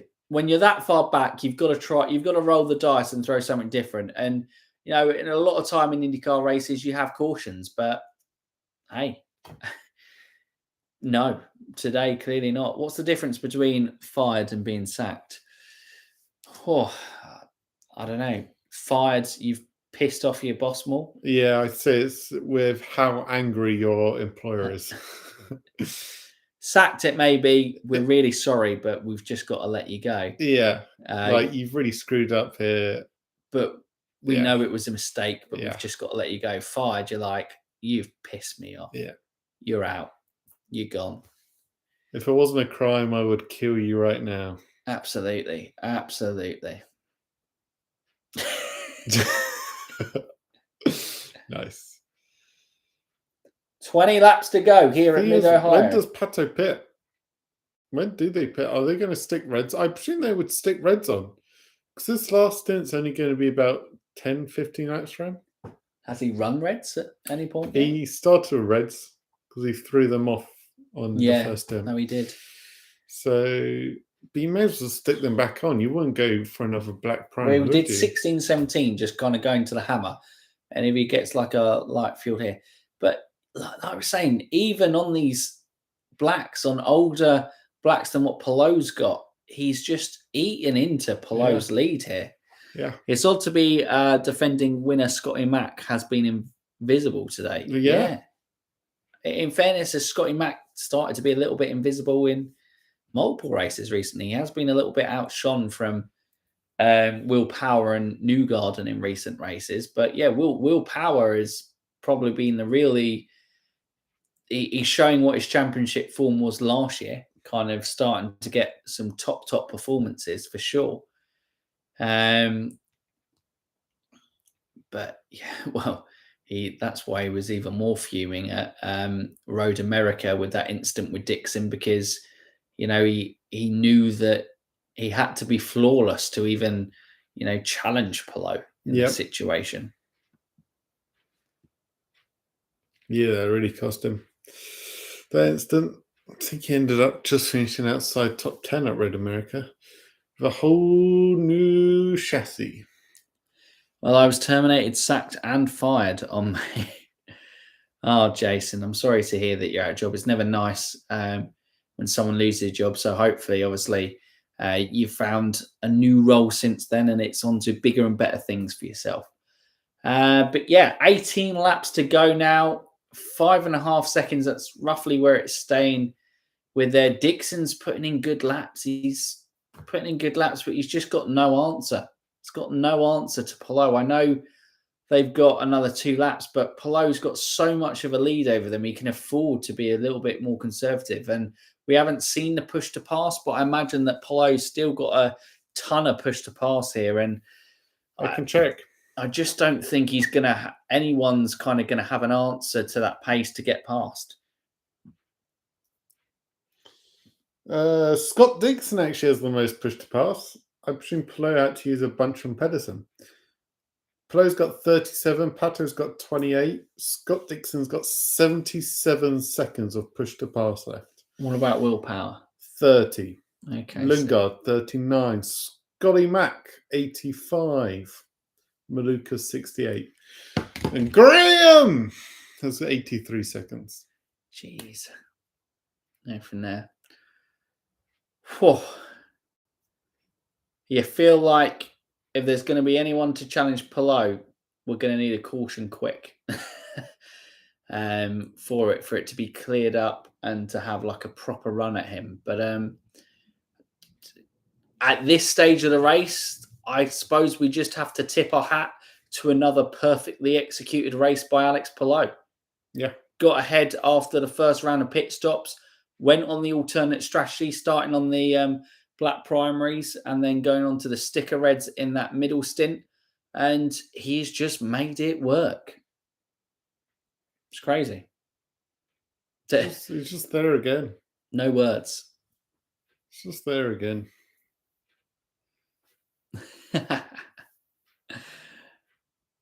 Either a caution or rain would shake things up. Absolutely. Well, yeah, rain. But I think Looking at the weather now, I think that threat of rain has probably passed us I by. feel like that's the theme of the last few races. We've just been like late caution, changeable conditions, because Palou just has stolen away our battle for the leads of late. Like, He's stealing everything good from IndyCar. I know for Road America, Herta led the most laps, but even in that last stint, it was never really in doubt. When we knew the fuel mileage was going to be too much for Herta, it was never in doubt. No. And it was just a simple into turn one overtake. Yeah. And yeah. That's all that has to be said. Detroit, there were lots of cars there at the end because there was a late caution, but he's just nailed it. Yeah. He's just absolutely nailed it. There's nothing really more to be said. Alex Palou has nailed this race like he has nailed 4 out of the last 5 races. Pato does pit. So where does Pato come out? Where does he come out? Go blacks. And I think this would now be the perfect time for Pato to suddenly go, someone please crash. Someone please crash. He gets out ahead of teammate Alexander Rossi. So that puts him in P8. But he's going to drop to P9 as Rossi has already overtaken him, as we've seen so much more grip through the keyhole with those drivers on the kind of already warmed up ones. Who is that? Is that Pedersen on someone for now? You've got to say, Benjamin Pedersen's had I know he's down the back of the field, but he's been quite competitive in wheel-to-wheel racing. He's been the most competitive P25 there has been. He's battled the leader. He's battling top 10 guys. All right, it doesn't sound great. But P25 and him have never split up. They've stayed together forever. I'd like to see it rain. How those rain deflectors work. Absolutely. Yeah, rain deflectors? Well, that's the kind of little things on the front of the car. Rain deflector. Oh, cool.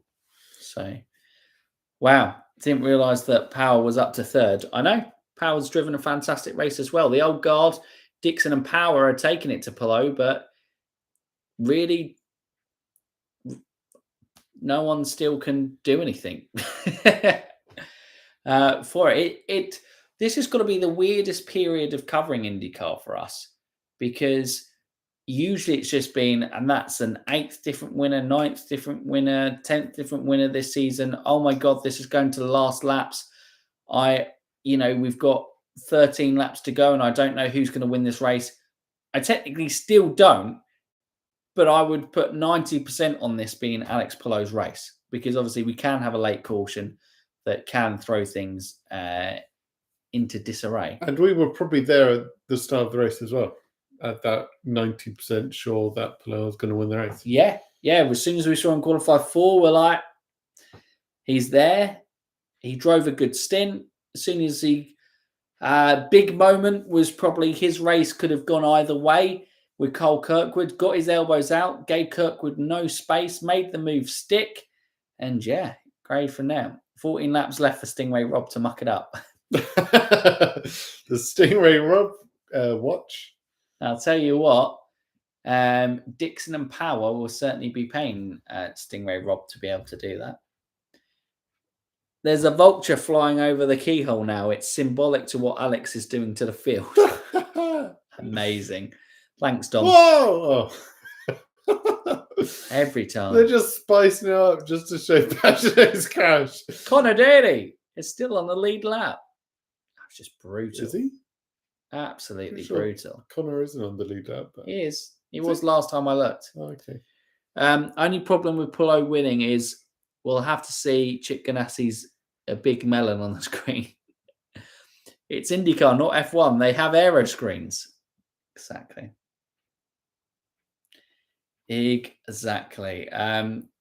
Connor Daly, though, see, he is on the lead lap. It may not be for much longer as Palou is on the back of him, but how much can Connor Daly play a part in this race? I mean, he's going to have to seriously kind of take a lot of seconds out of it, as Dixon is currently 11 seconds behind. But Yep. in fairness, a top 10 finish for Pato, considering the circumstances, is a pretty damn good recovery. Yeah. I think he'll have Rossi, but probably won't have the time to catch up with Graham. This will move Scott Dixon to Here we go. Pato and Rossi, easy pass. No fighting, no squabbling, unlike the Swede who nearly put his teammate in a wall around the streets of Detroit. Good job, Felix. But I think it'll be too much for Pato to get any further up. It's on the charge, though. But he's got 7 seconds to make up in 11 laps. It is going to be a lot. It is a lot. But once he gets there, and he's got the roadblock of Pedersen. Yeah. And we all know that Pedersen doesn't give up positions easy. The most competitive P25 you'll ever see. My driver of the day, Benjamin Pedersen, with a stellar drive, fighting off the likes of Alex Palou and Pato Award. Fine. He's a lap down. It's still shit. Fine. I was just giving Benjamin Pedersen a little shout out. I was just doing that. I was trying to give the guy a little break, but no. No, clearly Benjamin Pedersen can't have that. You know what? Get him out this series. Get him out. I don't want to see him again. Because I might have the in me to kind of say that, oh, he's doing all right today, and this guy is just going to bring him down for his own safety. Get Pedersen out of this series. 11 laps to go. Nice. So we joined Alex Palou, who lost time to Connor Daly.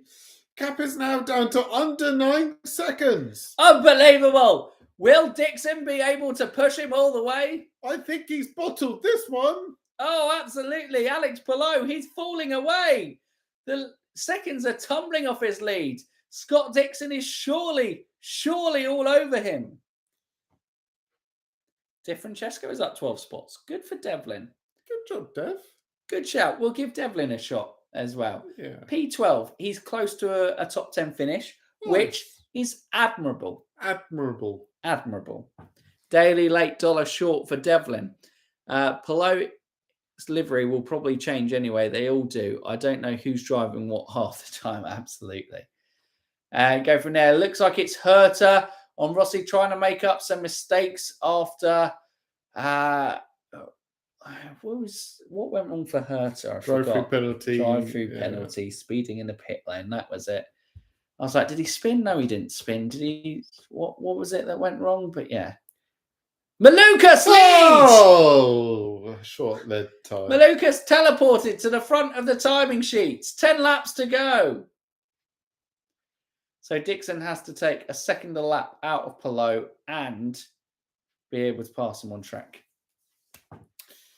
Easy enough. This race is too easy for Scott Dixon. Pedersen holding everyone up. Rossi is going to be pissed. Yeah. I love how we just keep comparing IndyCar versus everyone. I know, it's crazy, isn't it? I guess because it is single-seater motorsport and they are two contrasting concepts of which route you can go down in motorsport. We now ride on board with Roman Grosjean, Formula 1 driver.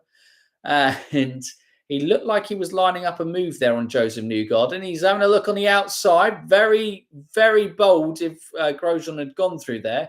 But he's maybe seeing if he could go from there. But Newgarden, what a nothing race he has had. Yeah. I mean that with the utmost respect. Because I expect Newgarden to be challenging at the front of field. But he's been nowhere today. Someone said that McLaughlin was invisible. Started 13th? Yeah. I think going to finish 13th. I think didn't we say this in like a season that Scott Dixon challenged maybe even Palou in 2022. Dixon's qualifying was just too poor. Yeah. And he had too much to do in the races. Now his qualifying's been better and he's still doing it, but Alex Palou just keeps winning every race. So it's still difficult to You know, Dixon's had a great race out there today. He really has. You know, he's driven a brilliant race, but he will still lose 10 more points in the championship to Alex Palou. Yeah. And that's the madness. Like, after today, Palou's nearest challenger will be 108 points behind him. Jeez. Ericsson's going to lose big time, isn't he, in the standings? Ericsson's gone. Good. Ericsson's gone. In my opinion, that's just part of the fun. Absolutely. Because we are hardly going to compare it to Formula E, even though it's actually more comparable. Well, yeah, but Formula E is Formula E. Name me 5 drivers who drive in Formula E.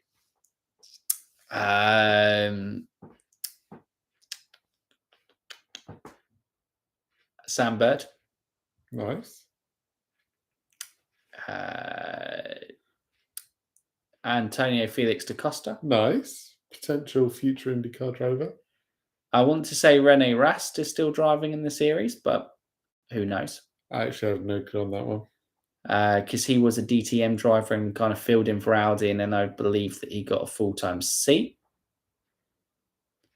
God, this is a challenge. Jean-Eric Verne. Yeah, I think he's still there. So is that 4? You're on 3. 3? We're not counting. We're not counting Rene. No. It's a bit harsh. I don't know. Pascal Verline, look, there we go. That's another one. That's someone helping me out in chat. So now we're on 4. And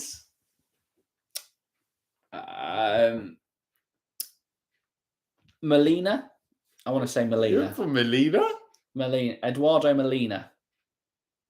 Sure, sounds about right. Cool. That's why we don't talk about Formula E. I watch Formula E all the time and I can't remember half the drivers' names. There we go, bam. Nice. Pedersen is a moving roadblock. No, I'm sorry. I'm sorry I praised him. I'm sorry. Everyone else just wants to take a big steaming on Pedersen. Fill in the gaps yourselves. Right, that's fine. There you go. Benjamin Pedersen. See you in Formula E. See you in Formula E. Oh no, 6 drivers then. Wow, that is mental though. That, you know, obviously F1 I can name pretty much most of the grid. Obviously IndyCar we can name most of the grids. But Formula E, I struggle to name 5 drivers. In fairness, I would struggle to name 5 IMSA and WEC drivers, to be fair. Yeah, I would just take punts on IndyCar drivers who do it part-time. Yeah, Sebastian Bourdais. Yeah. It is Albuquerque. 6 laps to go. And I'm really sorry to say, but I don't think anything's going to happen. Maybe this fight between Grosjean and Newgarden, which is assuming that, oh, someone's overtaking. Someone's got past the roadblock. Rossi has got past Benjamin Pedersen. Stick that in your pipe and smoke it, Pedersen. Get out of my way. Means that a top 10 finish is secured. For Rossi. Pato has made the distance on Graham Rahal, though. Yeah. So potentially as high as a top 6 finish for Pato Award. I can see him maybe getting past Rahal and Malukas with that extra. But again, I say, in fairness, if Pato Award finishes 6th, having started 25th, that's a pretty damn good performance from Pato. Yeah. That is real.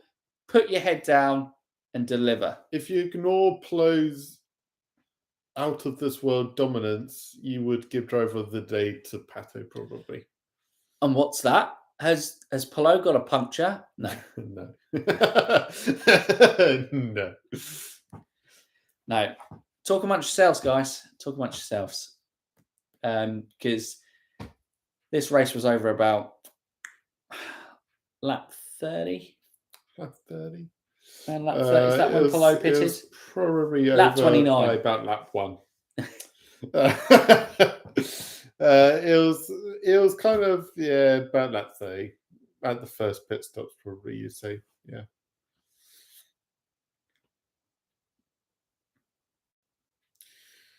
Jeez, when we did the push to pass segment, Dixon's used 40 seconds and he hasn't made up any ground on Palou. Unfortunately, BL, I disagree with you that Formula E is the future of racing. Sadly, it does not have as much history, and if electric does become the powertrain that manufacturers want to go down, and I would be incredibly surprised if the whole market went full electric. From my understanding of them, contact! Will it be a caution? If it is, the race is over. It would have to be 3 laps to go. It would have to be a pretty big one to be red flagged now on it. But yeah, Alex Palou, I can't knock him. It's been brilliant. God. It is. Contact! Will it be a caution? Caution! Yellow! See what I mean about Pedersen? Briefly hover near each other for a second. Red! Through the red! And it has to be said that it's happened to Andretti Autosport again. Oh, dear. They had 2 very strong drivers. Grosjean and Devlin. Grosjean just does not care who his teammates are. Joseph Newgarden getting sliding. Oh my God, what is this? What a fight. There was the Renus VK. Caution! And then that's what brought Carl Kirkwood to go up inside. Caution! Someone! Anyone! No, the race has a big red flag. We want green flag. In all honesty, this has been a masterclass from Palou, joking aside, and it is amazing. Although not exciting, it is amazing to see what he's doing in IndyCar, because in our years of following the sport, I've never seen anyone dominate races and a period of a season as much as he has dominated this period. For sure. Maybe Joseph Newgarden's come closest, where he came close to winning 3 or 4 races, but still things went wrong with his car. But Palou has literally won 4 out of the last 5 races. And where do we go next? Is it Iowa next? In the doubleheader? Because that is the only way I see Palou's winning streak ending. Because Toronto. Okay, so Palou's won the next race. Then it's Iowa. Go for it. No, I like variety in my life, but to be honest with you, I have far too many interests. Don't know how my brain isn't already full. Amazing. Commentator said Grosjean was on push to pass, but then they said that was the radio telling him to figure something out. So that counts as his push to pass. Canada is next. Thanks, guys. I mean, that is just brilliant. Close side-by-side racing. It was amazing racing. Going to be a hell of a debrief on the Andretti Autosport trailer. Always is. Low, Alex wins Toronto. Yeah, I think so. Andretti will probably qualify on pole, one of the Andretti cars, because they have a great street course setup car. You missed the Toronto race last year, didn't you? I think so, yeah. This will be your first time So seeing yeah, that. I'm going to be really excited to see it. I can't remember. They have the really snaky pit lane. It's nuts. Was I in Spain? I believe I was probably in an undisclosed location last time. But yeah, crazy. But here he is. It's the final lap. Alex Palou, the cool, calm, collected Spaniard. He is cruising through these last laps. Again, like I said, it has been an absolute masterclass. And Alex Palou, hello Palou, wins again in IndyCar. 4 out of the last 5 races. Over 100-point lead. It is amazing what he is doing in IndyCar. Can anyone stop Alex Palou? No one has an answer for Alex Palou at the moment. Scott Dixon, great drive for P2. Will Power, brilliant drive for P3. The elder statesman of the series, the masses of experiences. They have 8 IndyCar championships between them compared to Palou's 1. But even they, the greatly experienced Scott Dixon and Will Power, have no answer for the young Spanish Alex Palou as it stands. And it may not make for the most exciting racing, but to do what he is doing in the spec cars that he's doing and being so far ahead of everyone else is nothing short of truly sensational. And Alex Palou, I tip my cap to you, Mr. Gorilla Man. Stephen. I'm going to say stuff. Pato never completed his charge, finished P8, but Waller Drive from P25 to P8.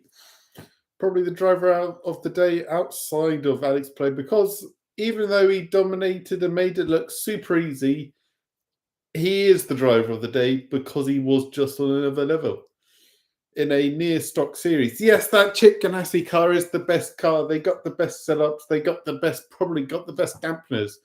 But you still got to drive it. And yeah, no one came close. The gap was down to 5 seconds. I presume Palou was just taking it easy on the last couple of laps. It was nuts. Graham, great qualifying, led a couple of laps. Didn't really pan out probably how he wanted it to pan out. He lost it after the first stint of pit stops, but he did well to kind of, just hang on in there. Get P7. And get a top 10 performance. And Christian Lundgaard had another strong performance. Where did he finish? He finished P4. P4? I want to say P4 because I think he was behind Power from there. So, better from Rahal Letman Lanigan. But unfortunately for Jack Harvey, on a stronger day for his teammates, there is not a stronger showing. I think it was just outside the top 10 somewhere, wasn't it? Yeah, but still. Yes, when you have two in the top 10. Absolutely. And like we said so many before, there are so many people knocking on the door. Malukas, maybe, with his money, he can drive even more investment into Rahal Letman Lanigan and they can turn something around there. But yeah, it's going to be interesting going from there. VK just stopped right in front of me out of fuel. Amazing, Don. Did you give him a wave? I think Rosenqvist could have put up a good fight if he made it through the first lap. Potentially. Yeah, potentially. Because that McLaren did look like it was good, especially in the hands of Rosenqvist and Pato. Well, on a tick. Herta had a penalty and Rahal had a problem on the pit stop. So Alex got a little help through some True. He did. I'm waving at you, Mike and Stephen. We're waving on back, Dom. Waving on back. Where is America? All right, guys, I'm out. Good job as always. Great to have you in chat, Chip. There he is, Alex Palou on top of his car. The number 10 Chip Ganassi car wins again. I can't. 4 out of 5. This level of domination. How many races will Alex Palou win this season? He's won 4, hasn't he? Yeah, 3 in a row. This is. Yeah. Can he win 5, 6? What are the most wins in an IndyCar season? What are the most wins in an IndyCar season since we've had a pretty much stock car? Jeez. Good to see you as well, Jason. Really good to kind of have you in chat, and thanks for going on there for sure. All right. Hope everyone's had a good time in this stream. But yeah, Palou is a dog. John, great to see you. Have a breakdown camp now. See you in Toronto. Absolutely. Absolutely. Alex Palou being interviewed. But guys, I think there's not really much to say other than Alex Palou. Wow. What he's doing, like I said, nothing short of sensational. It is pretty incredible what he's doing out there. Really good. And the Red Bull isn't too far. I've seen someone kind of just throw it into chat. For it's not too far-fetched because he was attached to Red Bull in the junior program before.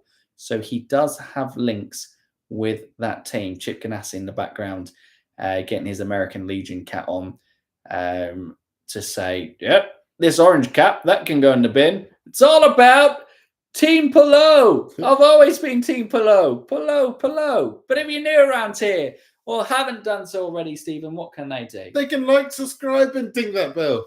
Ding it. So for now, you Indy fans, keep racing.